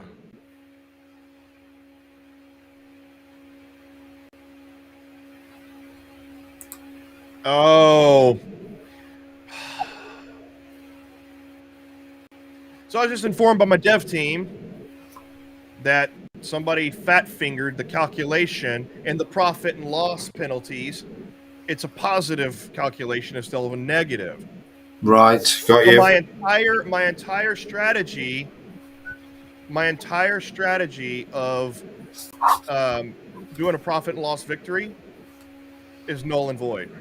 So because of a bug, I wasn't able to do social engineering campaigns, because of a bug, profit and loss calculations are not working. So Well, 2 of my major strategies are off the table now. but we did say this was like real life, Clint.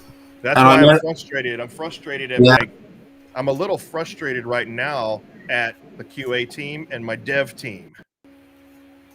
Well, I think we can still win, and these things happen, Clint. We can't avoid that. And with anything as complex as this technology that you've put together, you're going to get bugs and glitches. All right. Did at least yeah, we can't installing ransomware is failing. I agree, Jess. Doesn't make it more realistic. I mean, the frustration I'm seeing with Clint now brings me back to me sitting my OSCP exam a couple of years back. Guys, okay. It's going to take too long to try to get ransomware installed on all these things. We're midway through the game. I'm going to go nuclear option because I'm plagued by bugs. And yeah, you're right, Jess. I'm frustrated, but yes, you're right. It's like it makes it more realistic. Like as if I'm trying to I'm a hacker and I'm trying to create ransomware and it's not working, or something I'm doing, my malware that I wanted to install on this machine. Now, for our players and our customers, it's frustrating because now we got bugs to fix like for next week. And so the game isn't going to work correctly for our customers. But from my perspective, like, yeah, it's like, okay, I got this malware and a bug in my malware is not doing what it wants to do. So the game is making it difficult for me, but everybody's right in that it is, it really is, like Realistic right now. So that's fine. Yeah. So and by the way, I was joking when I said I'm frustrated with my QA team and my dev team. I'm not really throwing them under the bus. That's just, hopefully, Clint, they're off work today anyway, and they wouldn't have heard it. No, one of my QA analysts is here. I don't want him to, if he's listening to my side, I want you to know I'm not really throwing you under the bus. I'm not blaming you. It was more of a frustration, a frustration poke. Yeah. All right. So look what I'm doing here. Attack the firewall with the 0-day string format, error, denial of service, nuke them. I don't care. I'm just going to start, and I'm going to keep looking for 0 days so he doesn't fix that vulnerability unless he has to do penetration tests to find vulnerabilities, which he may have done by now. But if he can't fix if he doesn't find these 0 days, I'm going to keep popping his firewall. But never mind. Apparently the profit, so denying his entire network won't work because, so one of my dev members just said, apparently someone effed up the integer sign in the revenue calculator, the profit and loss calculator. It's positive instead of negative. So if that's the entire calculator, then DOSing his entire network isn't going to affect the profit and loss meter. Okay. We'll see. Thanks, Ramadan. It is entertaining. From my point of view, it's entertaining too. Yeah. Laugh at my pain, people. Laugh at my pain. Well, the ironic thing, Clint, is our viewers have gone up since you've expressed that pain. So it just goes to show what society really want to watch, doesn't it? Let's be honest. Yeah, but you know what? Hey, this is the ultimate QA right here. Having the product manager, the CEO of the company, and the product manager play it and start uncovering all of these bugs and issues. You want to tell Gerry China he can be gleeful all he likes, but we've still got 26 turns left. There must be a way.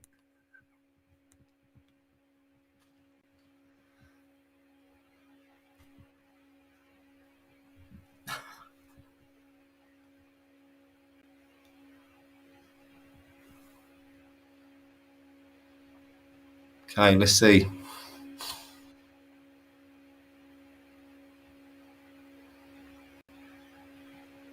Oh. So I just knocked him offline. I knocked his firewall offline. His entire corporation is now offline. And if the friggin' profit and loss calculation was working properly, his profit and loss meter would be going down. Is he smiling now, China? You can tell us that. That's not cheating. Hold on real quick. All right, I'm gonna make while he's doing that, I'm gonna make a beeline off site and drop some USBs. Jess has asked, are you going to add the newly discovered Pipe Dream malware into the game?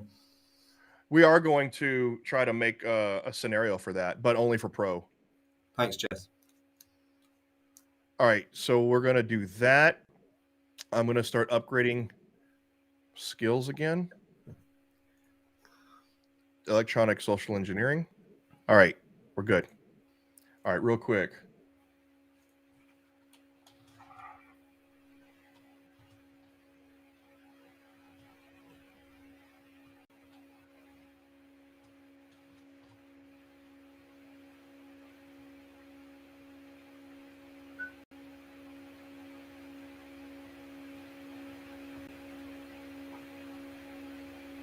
I'm talking to my devs right now.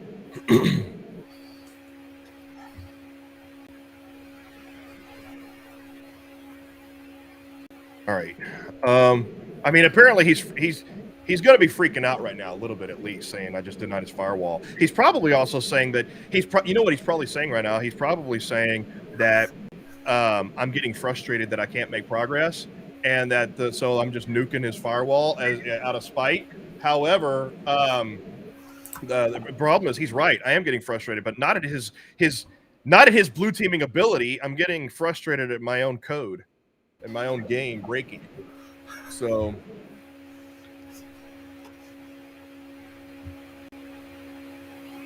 You can tell him, Brendan, changing the music's not going to help, I don't think.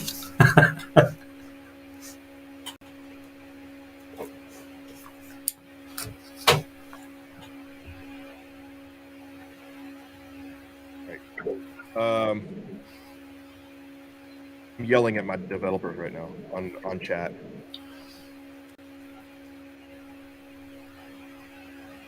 Yeah, so this is about the 10th time I think I've played the game, and I've played it from the red perspective each time. And I saw Jess in the comments saying that she's watching both sides. The only time I've seen the blue is when Clint and Gerry were playing. I think it was a couple of weeks ago, but it's definitely something I want to explore more, because I think it's a whole different layer of complexity, isn't it? I forgot to prepare my USB drop. So when I get on site, I'm probably going to get arrested relatively immediately before I get a chance to drop the USB. So, firewall's still down. He hasn't fixed the firewall yet, but it doesn't matter because the profit and losses isn't going down. All I did was just, frustrate him. Okay. I'm still on site. Let me really quick create a malicious. Oh, wait. So you can't. I don't think you can drop a. Yeah, I have to be inside to drop the rogue device. Let me create a malicious USB. It's going to take 2 turns, but I'm going to sit here on the perimeter. I'm not going to do anything. All right, and I got 1 turn. I am going to go ahead and wait. Let me check something. Preparing that IDS.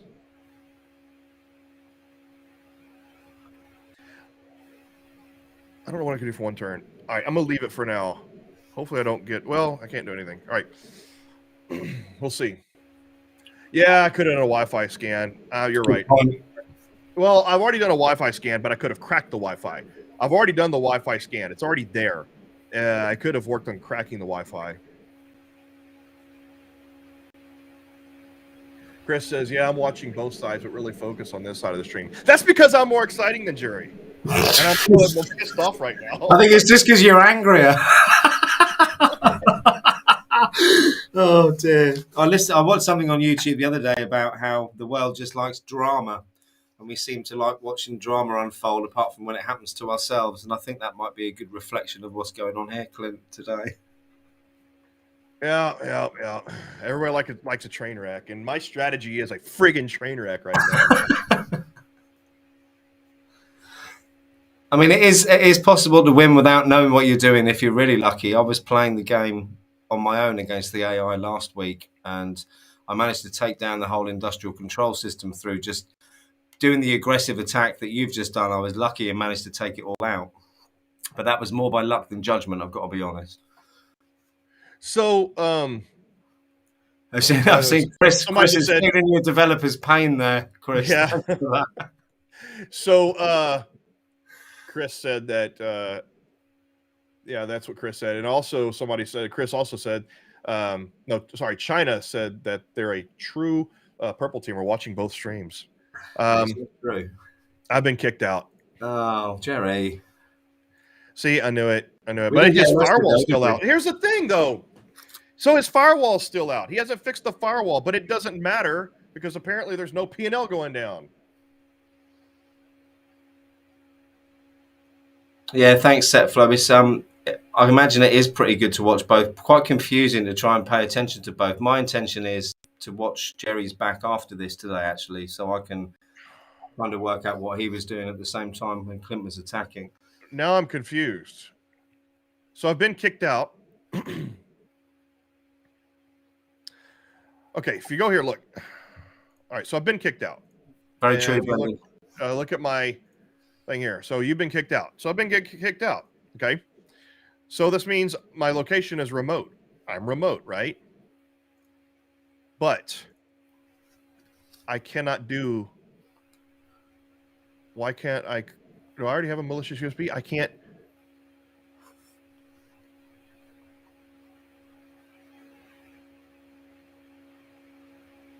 Oh, I just noticed something. I know why the P&L didn't work. I was able. Oh, this is wrong. The exfiltrate data and install disruptive malware should not be contingent upon one another. That's just a graphical error that I forgot to fix. So I can't create a malicious USB, and I don't know why. I could last time. Maybe it's a one-off error because I'm no longer on site. You don't have to miss. You don't have to miss a turn or anything through getting kicked out for that.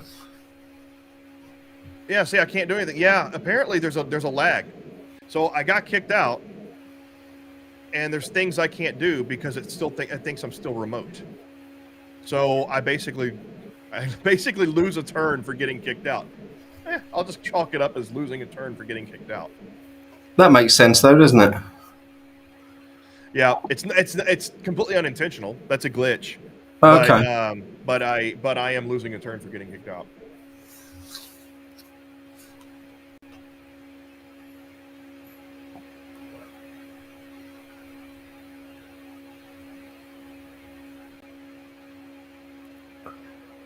So let's have a chat about other uses for this platform. So we're doing a head-to-head game here, Clint, at the moment, and you can also, as I said a few moments ago, you can play against the AI on your own as well. What about corporate uses, tabletop environments? Tell us more about that while we're waiting for Gerry. So, number one, of course, you can play single player if you don't have a colleague to play with, or you just want to play on your own. Then there is in the pro version, there is a tabletop mode, so where you can actually do IR tabletops, like for your company.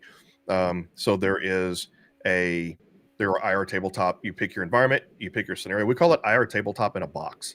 So if you've ever done IR tabletops, they can get quite boring. They're done with PowerPoints and Excel spreadsheets. It's like, but so the bottom line is you point and click your way into your IR tabletop scenario: ransomware, malware, lone wolf, physical attacks. Some of the recent campaigns that are out, we'll put in there. And anytime new campaigns come out with new TTPs, we'll put those in the scenarios. So it's the easiest, most entertaining way to run tabletop exercises and most effective way to run tabletop exercises for your environment and for your company, your organization. And then, of course, there's the labs, right? So the educational side, we're building educational. When we say we're building educational content and materials, they're not like these long courses. It's basically little mini courses that guide you through educational labs using red versus blue.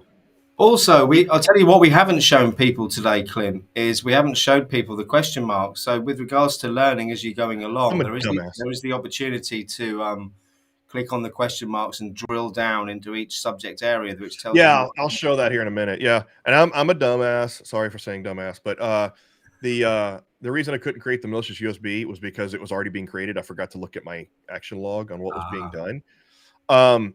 So Chris asked a question: is your dev team taking logs to see if your turns are going in order? Is what? No, they're not. I don't know. I think they're We'll on have order. to see. But we can go back later and review it. But I'm also another reason why I'm dumb is because the reason I couldn't do anything over here is because the firewall is DOS, so I don't have remote access to anything. Course. So yeah. my brain was off into pissed off land, rage land. Yeah. Yeah. So I'm going to go back on site. Brendan's asked, can you attack IP phones? I mean, not in this game, no. No. It's something we can add, kind of BYOD type of thing, but bring your own device kind of thing. I'm thinking also, so I'm going to change location to the perimeter, and I know campaigns aren't working, so I'm crippled there. All right. I'm going to recruit hackers, I guess. It's too expensive to upgrade my rig. Recruiting hackers, though, is so expensive. No, it's not too. All right, let's do that. Get a couple more resources going. All right.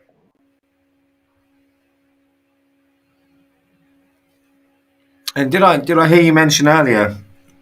I think I might have been listening to the conversation you were having. Actually, I probably shouldn't mention this. Do you run this as a CTF as well? Can you run this as an event? Yes. So, yeah. We actually have a full event version. We're in to where instead of purchasing a full annual subscription, event holders can purchase just for 30 days for an event, and it's got full leaderboards. I can show when this is over, if you want me to show an example of how that looks, I will. But it's got full leaderboards, and it also has tournament bracket mode, to where you can run full tournament brackets, double elimination, single elimination, and all of that. All right, I am gonna drop this USB, and I'm gonna go ahead and move in sight. I mean, it's gonna be hard, but the USB has dropped first. So if I get caught now, hopefully, now I'm gonna sit and wait. I don't want to move too much because anything I do trying to get inside is going to increase chances I get caught. And I want this USB to get dropped. So I will crack the. I've already done a Wi-Fi scan, but I can crack the Wi-Fi somewhere. Okay, well, not from here. Where's my crack Wi-Fi? Why can't I crack my Wi-Fi? So I lost my. That's what I lost access to. I don't have a Wi-Fi device anymore, so I do have to scan. So whoever said that, it was right. I have to scan again for Wi-Fi. Okay, I'll do that, and then I'll crack it. Arr! Yep. All right. Thank you, Andres. All right.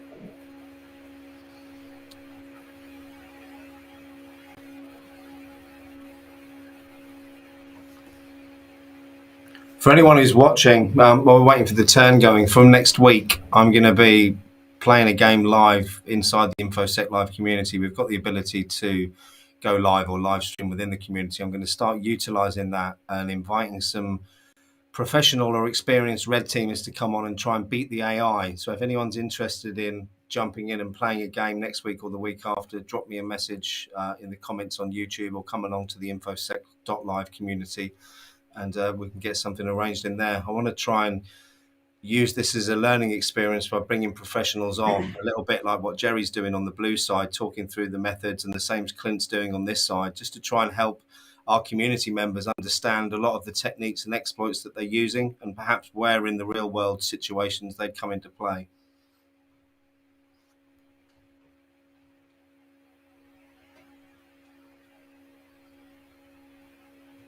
All right. He still hasn't fixed that firewall. There he. Oh, he finally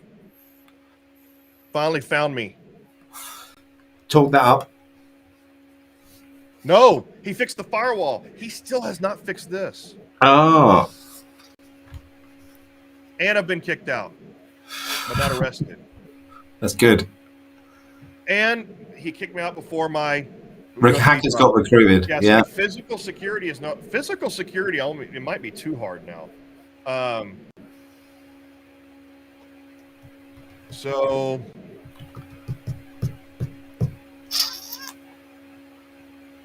and I have to wait until Recruit Hackers is done before I can attack his firewall again, which I'm going to do, because I seriously doubt he has found this 0 day. So I'm going to increase my skill in that a little more. And I can't really do much else with 1 point. All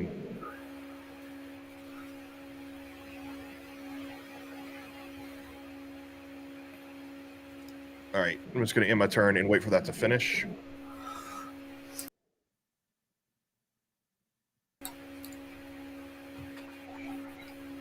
If anyone's got any questions, drop them in the chat and we'll get to them when we can, please. That would be good. Is Gerry still sweating? No cheating, but I want to know if he looks stressed. Can anyone tell me if he's got lines on his forehead? Does he look like he's under pressure?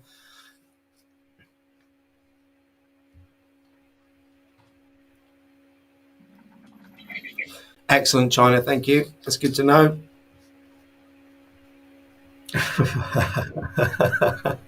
What is he? They're saying he's frustrated. Yeah. It's because everyone told him he was winning about half an hour ago.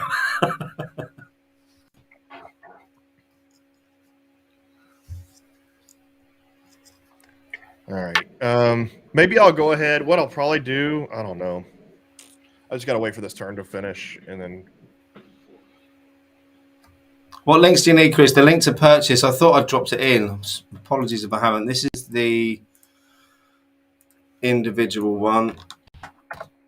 Here, can you see that?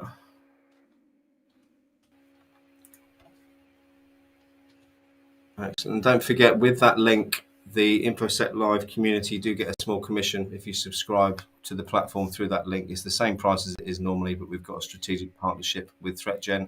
Important to mention that to you. And also for those that do want to support the community, it is free and it always will be free.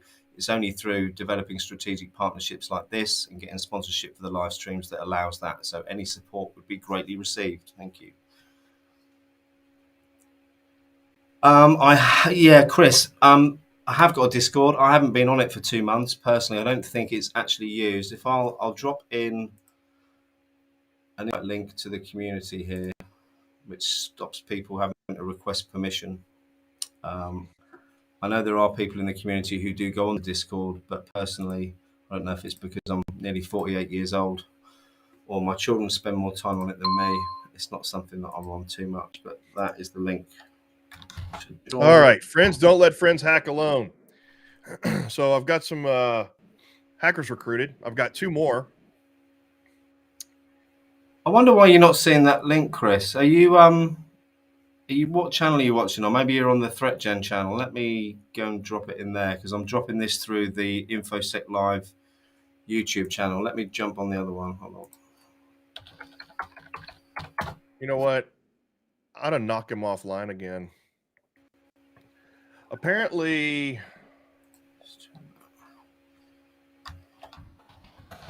all right. I need to prepare a covert attack. Wait, I already have covert attack, but I need to evade network detection. So if you click on the question mark here, it'll say use evasion techniques on the next attack to avoid detection by an IDS. I'm going to gamble. I don't think he actually has an IDS device installed on this particular network because it's a user network. So I'm just going to go ahead and do the attack. Stack Overflow. Manipulation. So I can install... what? Oh. I didn't mean to research overflows. I meant to attack it. Attack. People are saying there's not links coming through. I don't know if it's Restream doing that. I did drop the link in the ThreatGEN channel, I think, for Info-sec Live. Let me just check. But the last thing I want to do really is drop my link to purchase in the ThreatGEN channel because that seems crazy. They've got their own links there already. So. Okay. All right, we're just over halfway. I can still recover this. Because, so apparently I've got my dev team telling me that if you only have one device affected with malware and doing exfiltration, then it's not enough to overcome the recovery rate. Good, I got that. Quickly install deceptive malware and quickly exfiltrate data. And then what else? Install ransomware on that one. And install ransomware on this one. Boom. All right. Just really Now trying to, you know. Oh, no. Cover tracks. Why can't I cover tracks on this one?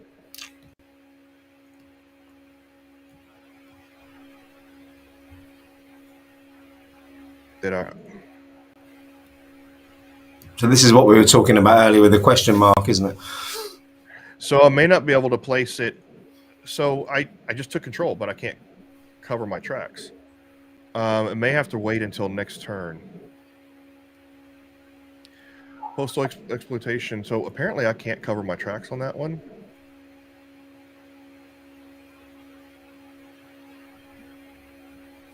Interesting. Okay, well. Let's see what happens.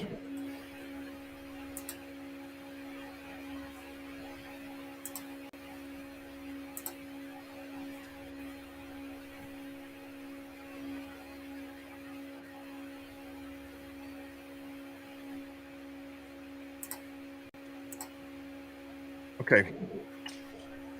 Okay, let's see here.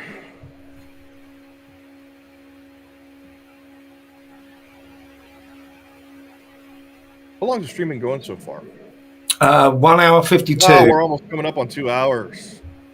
So what happens when you get two people playing each other? It like doubles the amount. It's good. It's good. I'm really enjoying watching. He's sweating. Excellent, China. It's nice as well. All my children and my wife have gone to the park, so my house is nice and quiet as well, which is good.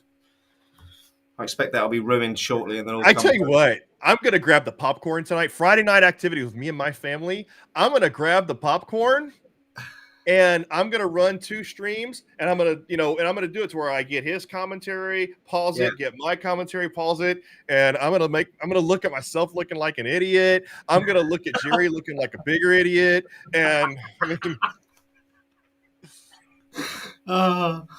Well, if I'm on a live stream actually later, I don't know if you've been on Cyber Warrior Studio stream yet. I'm sure they'd be interested in having you guys on. I was invited on there earlier on in the week from KevTech, I think, put me in touch. So if anyone's at a loose end this evening, it's midnight my time, 7 p.m. Eastern time on Cyber Warrior Studio. For people who've heard my story before, don't bother tuning in because you'll just have to hear it again. But if you haven't and you're interested, come and have a look. So I still can't cover tracks. Sorry, Chris, I've got no idea how that hasn't happened. Although if you want to register for the community, Chris, all you have to do is follow this link here, which I'll bring up on the screen. I can then accept your invitation and get you in. The link to buy the game, I can show that on the screen. But again, it's going to be a long process of typing it in. But I'll leave it up there for a moment. Here. So ransomware is failing. Okay. But install exfiltrate data is succeeding. You ain't. Malware is getting installed on that sucker. I don't care what you say. Is it this competitive at the ThreatGEN office, Clint? I need to know this. I think amongst the testers, there's a lot of trash talking. It's good. Yeah. See, I can't cover my tracks. And I should be able to. It's going to be easy to find. All right, so I need to prepare a covert attack again. Someone's just said you stealth attacked, so you don't need to cover your tracks. Yeah. So I can evade IDS detection. All right, so I'm going to prepare a covert attack. It's going to take 3 turns. Maybe that's stealth is a part of the game. Yeah. All right. I can pilfer data just to make it a bit easier. So like pilfering data, improve the chances of social engineering attacks and things like that. But I've kind of given up on social engineering for right now. So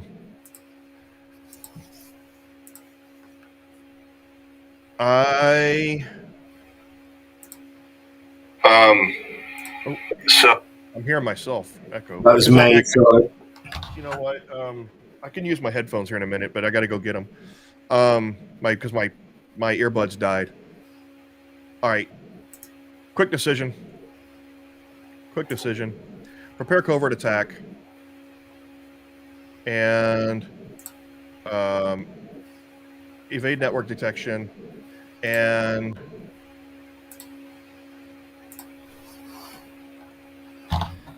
human SE. Intern.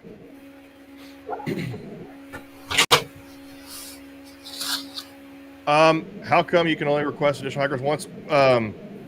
We didn't want to make it too easy for the red team to just continually increase resources. There are like 3 different ways the red team can increase resources. You can recruit hackers, you can upgrade your rig, and I think like if you compromise like 10 devices, you like your reputation gets known and you get like another resource as a bonus. Cool. So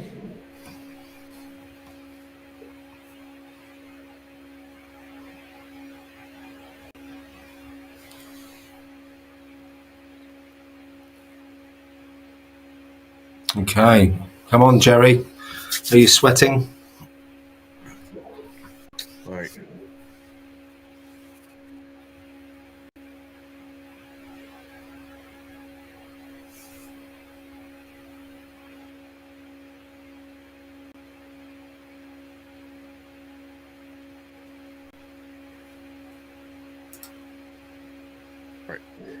There we go. So now, pivot available. Me. Compromise the asset? Did I really? I didn't compromise another asset. I don't know why I got that. Now that you have control of an asset, where did I compromise an asset? It's the one just before it, number 30. Yeah. Let me go. Oh, was that from earlier? No, it's just now. Wasn't it? No, that was from an earlier. I'm looking at old notifications. My bad. I forgot. This notification system is relatively new. Okay. What all do I have going on here? So I gotta wait for that. Wait, did I get my evade network detection and succeeded? Why is my malware failing? I bet you he has antivirus on that device now. Yeah. He installed antivirus. So, and it's getting difficult. Did I install malware? I mean, a malware failed. Ransomware failed. See, yeah, nothing I could do right now. I'll try it again. And it's not impossible. It just makes the chances go down. Like if you just keep trying, you might get lucky on one of these rolls. Oh, that took 2? Well, I don't want to take 2. I want this one. Yeah, do that one. I don't know what else I can do with 1. Yeah, intern. I still can't cover my tracks though. I don't know why.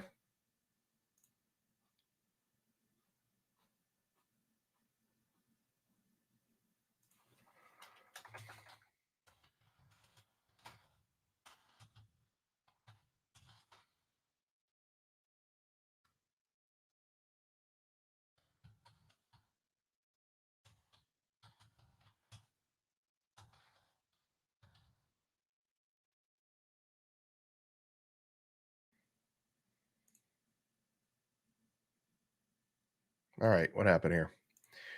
Research completed. All this research completed. Okay.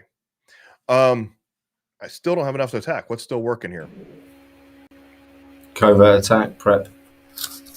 It doesn't matter at this point because I can't get malware or ransomware installed on these machines now. So attacking them doesn't matter. I mean, the best thing I can do now is move throughout the network. Are there 0 days on this?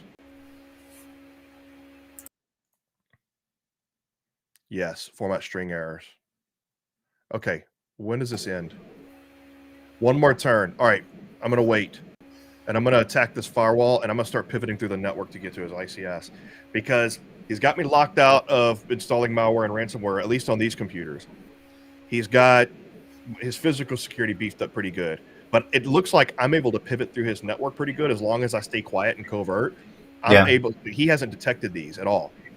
So, therefore, I'm going to continue to try to install malware on these things because that's covert. And it's not loud like ransomware. So I'm going to continue to I'm going to get to this firewall, and I'm going to try to make my way to his ICS to destroy his ICS because he's not detecting me because I'm staying stealthy.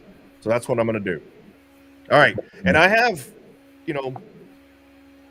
15 turns to do it, which means at this point I might have to start throwing stealth out the window. Stealth makes it a little bit too long. I got some 0 days. I don't think he's found the 0 days. I don't think he's doing penetration testing. I don't know. He might be. All right. I suppose it depends if we rattled him enough to spend his money on something else earlier. Yeah, let's see.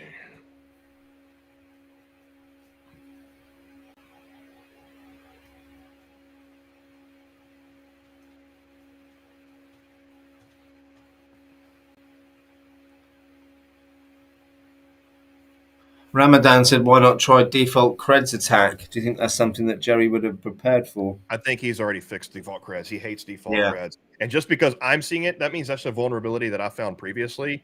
It could have been fixed. Yeah. The vulnerabilities, the vulnerabilities don't go away. And Brendan said, did we ever DDoS him? We will be in a bit, I think, if this doesn't work. Yeah, I'm just going to try to make my way through now. I'm just going to go for it. And I'll start DDoSing his firewall if that doesn't work. All right, so here we go. Manipulation, because I don't think he's found this 0 day. I doubt he's found this 0 day. Fingers crossed. Yep, and I can still do some more things. Did this fail again? Yeah, Ramadan. I think Clint knows Gerry quite well and knows the things that he would have covered off. And I suppose if you liken that to a real world scenario, that would be your research, wouldn't it? Working out what things they're hot on, what they're not, etc. No, I'm not gonna do a default creds attack. I know he's already fixed that. So you're installing some disruptive malware, I see. Yep, I'm continuing to try that. Yeah, so because it's a 1-turn thing. All right, we'll see if we get that firewall.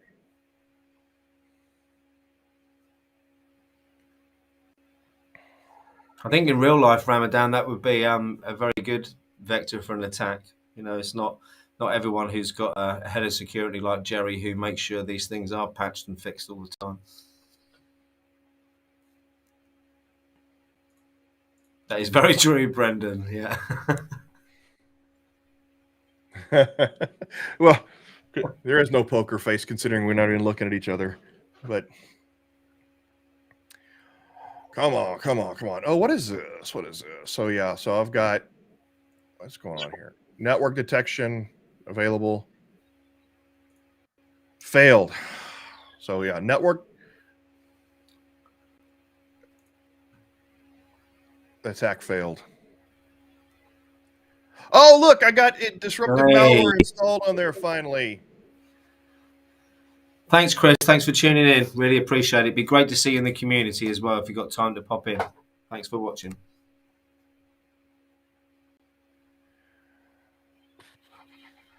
I think you're right, Brendan. We do need a rematch at some point. We just got to beat him on this one first.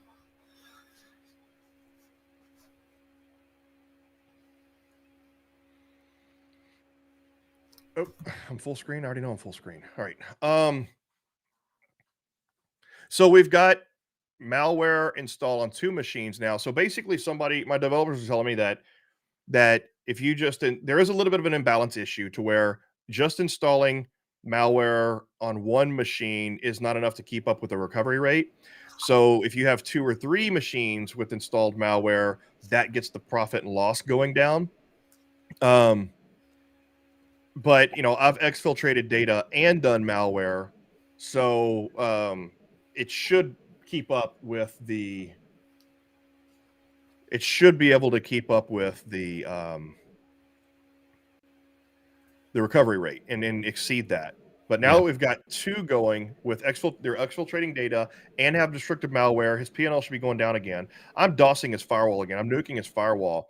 And there is a little bit of a glitch to where these effects mathematically will be accumulative. So you would think, well, what's the purpose of having malware and exfiltrating data here if you don't have, if everything is DOS?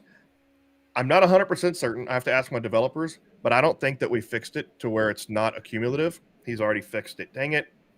He's fixed that firewall. I think he's fixed that, that 0 day. yeah. Yeah. I'm just being plagued by bugs here. All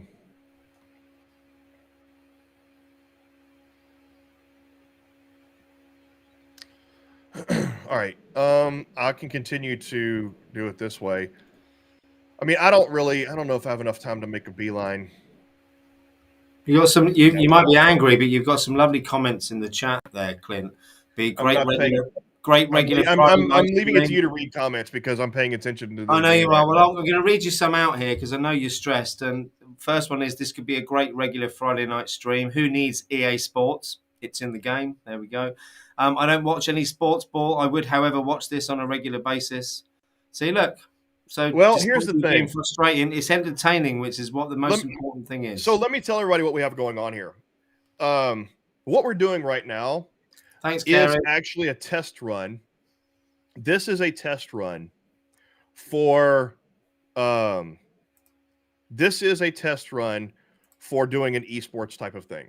So what we're doing is and Simon was here creating this with us. So we were all talking about how we could do this, and we're figuring out a way to where we can do this sort of thing and actually create like a league. Of course, we got to get these damn bugs fixed. So it wouldn't be anything official to where it's like, to where it's like, okay, if bugs are causing unfairness, it would all be for fun, but we'd have like a little league to where, and it would have to be a big honor system to where you can't stream snipe people and stuff like that. So it'd have to be for fun. Because you're going to have people giving away secrets, you're going to have people cheating. So it all have to be for fun, but it's all for learning, right? And so we have, we have this big tournament.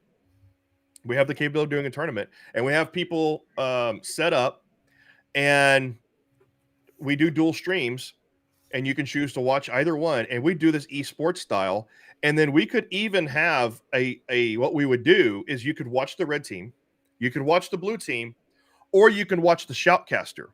So myself or Simon or somebody like that, there would be a third stream where they're flipping back and forth. That's a good idea. And so you can watch the shoutcast of the commentators, the announcers flipping back and forth between each scene and commenting and doing announcement, esports style. So that's where this is leading everybody. That's what we're doing. That's what this is the test run for. Well, that sounds like I want that job. Just want to get that out there, Clint. I'd love to host that and be the intermediate person because I'm certainly not the expert. And Brendan's just rightly said, maybe kill the chat in the stream and chat somewhere else. It's a good point. Yeah. So, either way, we'll find a way to do it. One of the chat, I'm not going to be the person competing every time. And since I know the game and I know the strategies and I, am a cybersecurity professional, I would be one of the shoutcasters, right? And then maybe you could be the other shoutcaster, something like that, because you've got that swaggy British accent. So that's about all I have got. But yeah, thank you. All right. Oh, look, so he cleaned one box, and I'm not able to compromise this other stuff now. So at this point, yeah, he's probably got me. We've got 11 turns left, and he's already finding these things to clean off. So Andres has had sorry if I'm pronouncing your name wrong. Can anyone set up and play this and stream it, or do we need permission from ThreatGEN? Nope, anybody can stream it. In fact, that's how I met Gerry. I met Gerry because they were playing this game, streaming it. and I asked them if they wanted to do a stream with the developer, and then we became friends, and then it turns out that the timing lined up, and then we hired him. There we go. So I'm really kind of at a loss here at this point, because the malware's not working. He's finding me here. So while he's distracted finding me there, because now maybe his P&L is going down a little bit, but now that he's finding me here, I think it's time to go ahead and just let's sprint. Let's sprint. I don't care how many times we get caught or arrested. Let's just sprint through the physical security at this point. Because going through the network, he's gotten everything pretty well secured. It's going to take too much time to find 0 days by doing reverse engineering. At this point, by the time we find 0 days, we're not going to have enough time to do anything. So while he's distracted cleaning all this other stuff, I don't know. And it's not going to matter. It's not like being distracted prevents him from, at this point, he's already got his physical security in place. So we're just going to have to get lucky. That's all there is to it. I think we deserve a bit of luck. So yeah, there's someone mentioned, Ramana mentioned, one blue team with many red teams. So we're already designing the second. I'm gonna say second version of this game, but we have another addition to where it's going to be real-time strategy. It's going to lend itself better to esports. It's what I thought did I not? I'm just talking and go to perimeter. Whatever. Yeah. Anyway. I should have researched social engineering, human social engineering. Anyway, so we're gearing up to being able to really do this for esports. So we're building a MOBA style, multi-online battle arena, to where there's going to be a version of this game to where it's going to be real-time, like real-time strategy. And, as you're fixing things, there's just a countdown wheel on each thing. So it's real-time strategy. And we will have like multiplayer battle matches to where it's like multiple red teams against each other, or maybe you have like nation state against nation state, right? To where I don't have a USB to drop. That's right. Change location. Change stick and move. Stick and move. Let's do this.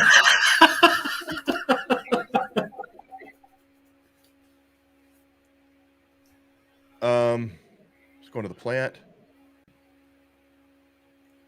I got my social engineering pretty good. And let's continuing to do the human social engineering there. I don't know. Anyway, so at this point, I'm just trying to sprint through the plant now like a streaker. I'm streaking. We're streaking. But we'll have like a multiplayer battle arena, and it'll be a lot more detailed. So there will be some command line stuff. We'll have different difficulty levels. So there'll be like a beginner level to where it's point and click like this. We'll have an advanced level to where it's like more command line options and stuff like that. And it's real time. And the beautiful thing, it's not going to be done in a cyber range. It's all done with our mechanics.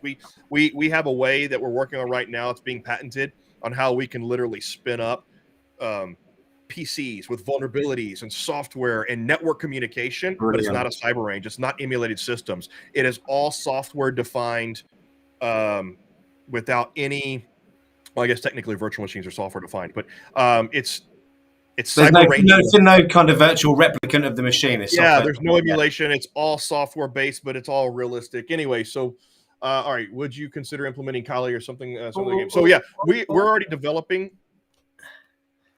Oh, here we go. There we are. Okay. I interrupted you then, Clint. Yeah, we are developing a Windows-like PC environment and a Linux-like PC environment, which will have some Kali Linux-like like features. All right, we're inside. I wonder if now, if we could get that. Okay, now let's plant this rogue device. Wait, what are we doing here? Okay, so let's plant the rogue device. We don't have a USB drop, but I don't care. And we can search for HMIs. And for those that don't know what they are, Clint? Human machine interfaces. This is what the visual display that controls the industrial process.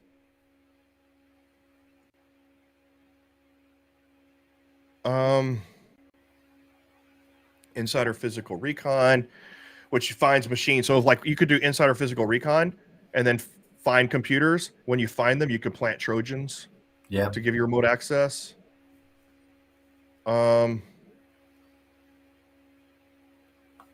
Search for HMIs. Come on. Give me a good roll. If we don't get arrested, Jerry's now calling it Red Gen. You what? Jerry's now calling it Red Gen. Red Gen? Is that because he's so nervous, Brendan?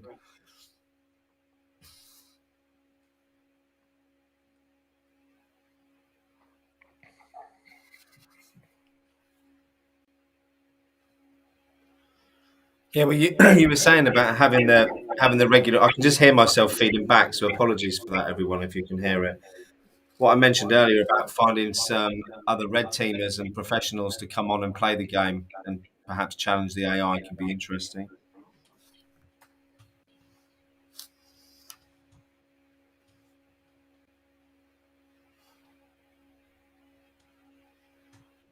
All right. Yeah, my SQA team is all like, we tested for that. We tested for that. We're gonna have a problem. And now they're trying to replicate all the problems I'm having. It's like we can't replicate the issue. And so now we're just gonna go back and we're gonna get our popcorn. I would say let's everybody come over to my house. Most of the ThreatGEN team is in Houston. Gerry's in South Carolina, and our lead SQA analyst is in Poland. So that won't work.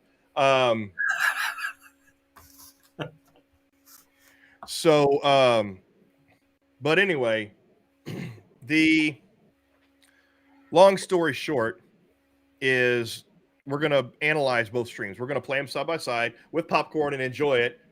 But analyze this and kind of see, okay, was that a bug or was that a procedural thing that we just didn't catch or something like that? I mean, the back end of the system here is super complex. We've been developing this thing for 4 years. Ah! I didn't get a pop-up that said I got arrested. I didn't get a notification. It says we're in jail, though, doesn't it? Yep. Now, the game's over at this point. Yeah, I can't get out of jail in enough turns, so there's really nothing I can do. I'm just going to mute you, Clint, while I speak, so I don't I don't hear you back. Brendan, you said you think it'd be good for intro level as well and move up a ranked system. I think you're absolutely right, and I think that's what Clint was mentioning earlier, that he's looking to have kind of the entry level one where you can come in and then start rising through the ranks. And I think for those who are on Try Hack Me and Hack the Box, I think this is a perfect accompaniment to that, in that you get to see the techniques that you're using, whereabouts in real life they would actually be deployed. I'll unmute you now, Clint.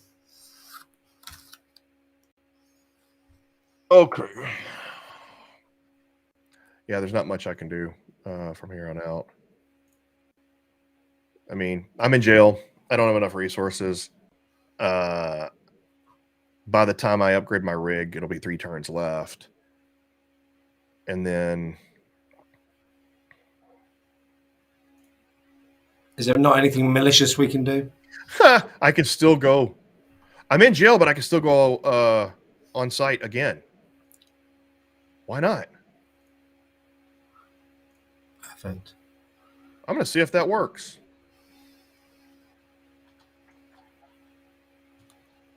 But it says you're in jail. We've got more than one hacker, haven't we? Is that not relevant? I think China, the answer is 3 turns. Is it 3 turns in jail or 5, Clint? I think it's 5 or maybe more. Ooh.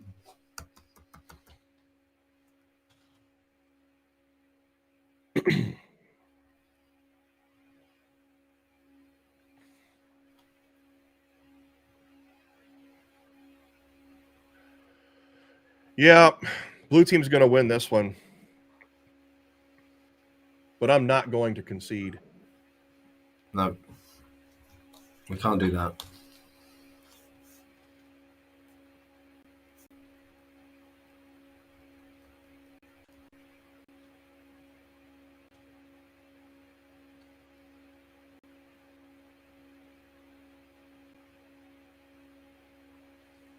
Bob, I don't know if you do get one phone call. Actually, it's a very good question. No, they implemented the Patriot Act here in the United States. So that means you don't get a phone call. All your rights are stripped away. Yeah. You're a Well, cyber apparently, terrorist. I shouldn't mention politics, but I'll have to because the front page of our newspapers today in the UK is the intention of the British government to send all of our asylum seekers who come across the channel to Rwanda, which I thought was an excellently stupid idea from our government. Anyway, moving on. So Brendan said he probably jinxed me by switching over to the cloud. I'm Let's gonna go go with with Brendan. that. I'm gonna go with that. Get out of here. Go back to your home. Go back to your blue people. I'm gonna call them the Smurfs. Yeah, there's not much I can do at this point. Yeah, so here's what I'm curious about. Go to perimeter succeeded. Oh, So apparently some of my people can still go on site. excellent. Why not?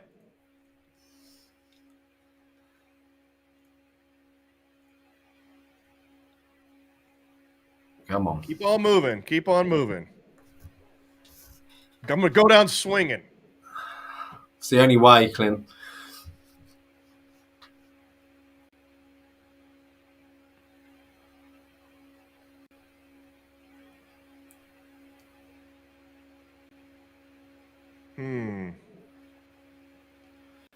Last chance. Good point. Yep. But I'm not going to give Jerry the satisfaction of conceding because I can click here and give up. Okay. Yeah. Oh, look, I can. Oh, time's already stopped because it's not my turn. All right. All right. I'm in the plant location. I got there. You're in. Oh, there's us. Okay. Come on. Search for HMIs. There they are.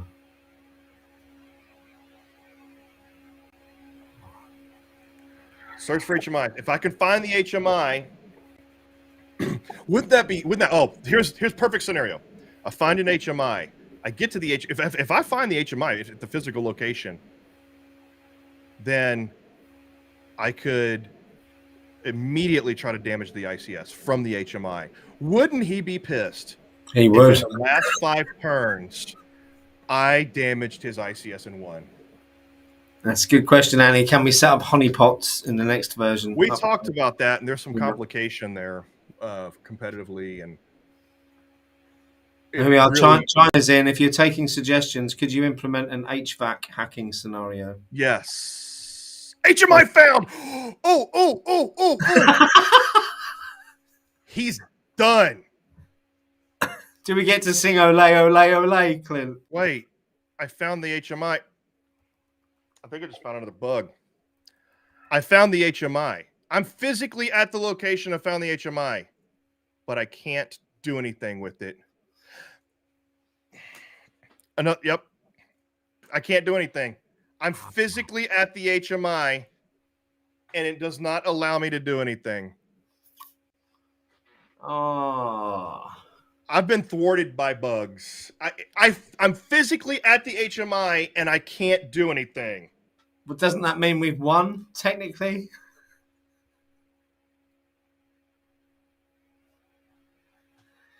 Someone just asked, is this the pro version, Clint? Yes. Yeah. Yes.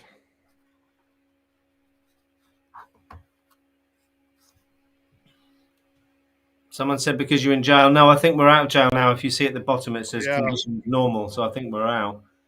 Good point, though, Ramadan. Maybe next time. We have got another turn.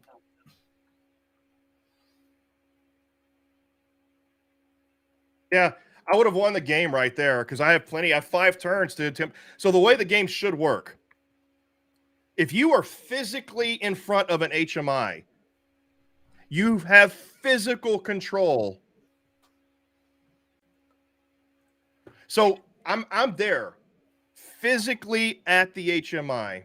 I'm on site in the plant. I found an HMI. I'm looking at it, but it doesn't allow me to do anything. This is a bug with the level of control you have or don't have. And I think that's fixed in the next version. So someone said, could it be the turn bug like earlier? Hopefully it will allow us to do it on the next go, Clint, maybe. Yeah. So the way the game is supposed to work is I'm physically in the plant. I am physically standing at the HMI. Um, so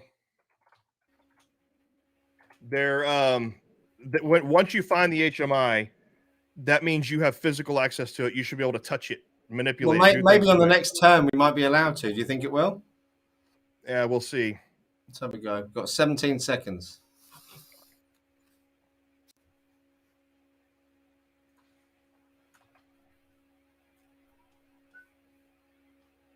Come on.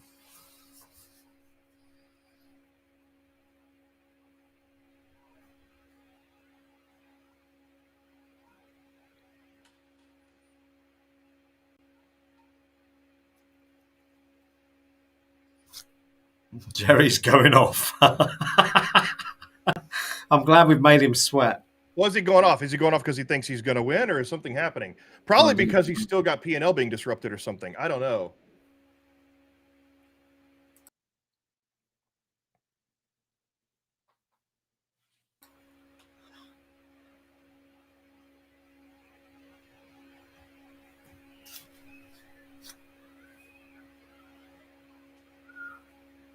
Oh, he's feeling good, is he? Oh, okay. Well, Well, you know what? He needs to tell him that I wasn't beaten by him. I was beaten by these damn bugs in the system that should have been found Story last of my life, QA. Clint. Story of my life, beaten by the system again. Yeah. And now we're back in jail. Oh. Yeah, there's nothing I can do. I'm beaten by my own developers. Oh well. We would have beat you really, Jerry. Well, we'll have a rematch. We'll have a rematch. This is yeah. I'm not gonna give him the satisfaction of giving up. I will DOS his I don't have what is taking up all my. Yeah, I don't even have enough to attack now. Yeah. He's gonna tell me I'm just making excuses, but I'm telling you right now, 2 of my major strategies were thwarted by bugs in the system. So I blame Aaron Shabib, my developer. I think it's Brendan's fault. He's already accepted It's not Aaron's fault. responsibility. Aaron works really hard. Aaron works really hard, and I'm gonna tell you right now, half the problems in the system are my fault because I start saying we should do this, and I'll write code that's crappy, and then Aaron has to go back and fix my code. I think Brendan said good learning dry run. I think even with the bugs though, I think it's been a great learning experience for everyone, especially those watching both sides. I'm looking forward to seeing Jerry's back a bit later on after I've had my dinner. Or China, as we say in the UK, workman tools. Bad workmen's always blame their tools. But let's not wind Clint up because he looks quite angry at the moment. Do I? He wasn't listening either, so that's good. No. Yeah, I mean, I can't. There's nothing I can do now. I bet you are wearing a blue jacket, Brendan, aren't you? Look at that. Oh, yeah, he got me with the yeah. So I can tell you right now, I'm sorry, call it making excuses, but my strategy was plagued by bugs in the system. Like I wasn't able to do social engineering campaigns in the very beginning. The profit and loss has a bug that didn't make his profit and loss go down. So, yeah. Well, we're gonna rematch. We're gonna rematch with the system fixed. Let's not think about the fact we've lost because I'm not accepting that. I can't accept defeat in any way. No. But what I want to talk about is this output screen at the end. This again is a good learning opportunity, isn't it, for teams using the system? Yeah. So, sorry, I was reading what my developers are fighting back. Come on, you got to let us hear what they say. Come on. Yeah. You know what? I do need to save off the report. But yeah. So yeah, his P&L was never going down, even though I had systems that were. Yeah, he didn't know about. Look at that though. Wait, he's not showing anything compromised. Oh, he cleaned it off at the last minute. That's what happened. Okay. So anyway, I think that this what we did here was a really good learning opportunity, because you get to watch live Gerry defending and with me attacking, and I'm a red team specialist. Gerry's a blue team specialist. So you had the right dynamic, and you're hearing his logic, and his reasoning behind everything. You're hearing my reasoning, and you're hearing me talk about doing a red team engagement in a pen test exactly as I would in real life, right? And so you're hearing me talk about the process that I would follow and the reasoning and the mindset and the logic. I'm using the game. So someone asked how realistic this is. It's realistic enough for me to have to think about how I do a real pen test in terms of being thwarted by the blue team and what I would do as a red team. My strategy that I'm following here is exactly the same strategy that I would follow in real life, or of course because your strategy pivots and turns and moves. But we designed the game to replicate that and mimic that, right? So that's and even with these bugs, I'm getting frustrated. I'm frustrated that the game isn't working like it's supposed to. But realistically, yeah, you have to think of it from the perspective of, hey, that you can't blame the game, because in real life you may have similar bugs, right? Maybe in real life I was really having a problem with my malware, so the bug was relevant to this to the context of the situation. So I can't really blame that. But yeah, absolutely. I mean, this is a perfect example. If you watch both streams and you watch Gerry's thoughts, my thoughts, and you see how we go through this is exactly how you learn from the game, because the game is meant to mimic those situations. And it's also better to play it with another colleague, another person, because while we do think our AI is pretty good, there are limitations with the AI and how the AI works, and the AI can fall into certain patterns and things like that. So this is the way the game was meant to be played. It was awesome. Let me get rid of that screen now if we've finished it, and just bring us both back up on here, because I know we've been running now for 2.5 hours. I just want to say a couple of things. Firstly, Clint, thanks ever so much. Or let me just mute you, otherwise I'm going to hear myself back. Hold on. Just a massive thanks to Clint and the team for coming on our channel today and letting us share this experience. I've had an absolutely amazing time. Gerry, we are so going to get you next time. I'm not having this. For anyone who's interested, we do every Saturday night. You're muted, Clint. I'll let you shout at him in a minute. Sorry. Every Saturday night we do meet the members in the Info-sec Live community. This Saturday, I'm going to play a game of this live as well against the AI. So if anyone fancies coming in watching me potentially lose, potentially win tomorrow at 8 o'clock British summertime, I think that is 3 p.m. Eastern Standard Time, if I've got that right. But that's it from me. I just wanted to say a huge thank you and hand over to Clint to give his final thoughts. Oh, final thoughts are, yeah, Gerry, we're going to fix these bugs that I was plagued with at the very beginning of the game, and then we'll rematch and see how you stack up against me with the properly working simulation. Other than that, no, I guess, you did a good job holding off the attack, because, like I said, you can't blame the game, but I'm still blaming the game. But hopefully everybody sees here, how Gerry's saying winner in here. Yeah, Gerry, go back and watch the red team stream and see what happened, because you're getting a rematch once we fix the bugs that I encountered. So anyway, yes, yeah, it was a good threat until when we could talk. You know what we should do? We should have a stream and talk about the analysis of the game. So, like, Gerry, you and I should get on a ThreatGEN stream and talk about the results of the game, maybe even review it together. It'll be a long stream, but maybe fast forward through it or take some notes and then review what was going on, talk about your strategy, talk about my strategy, and do a debrief stream. I think that would be awesome.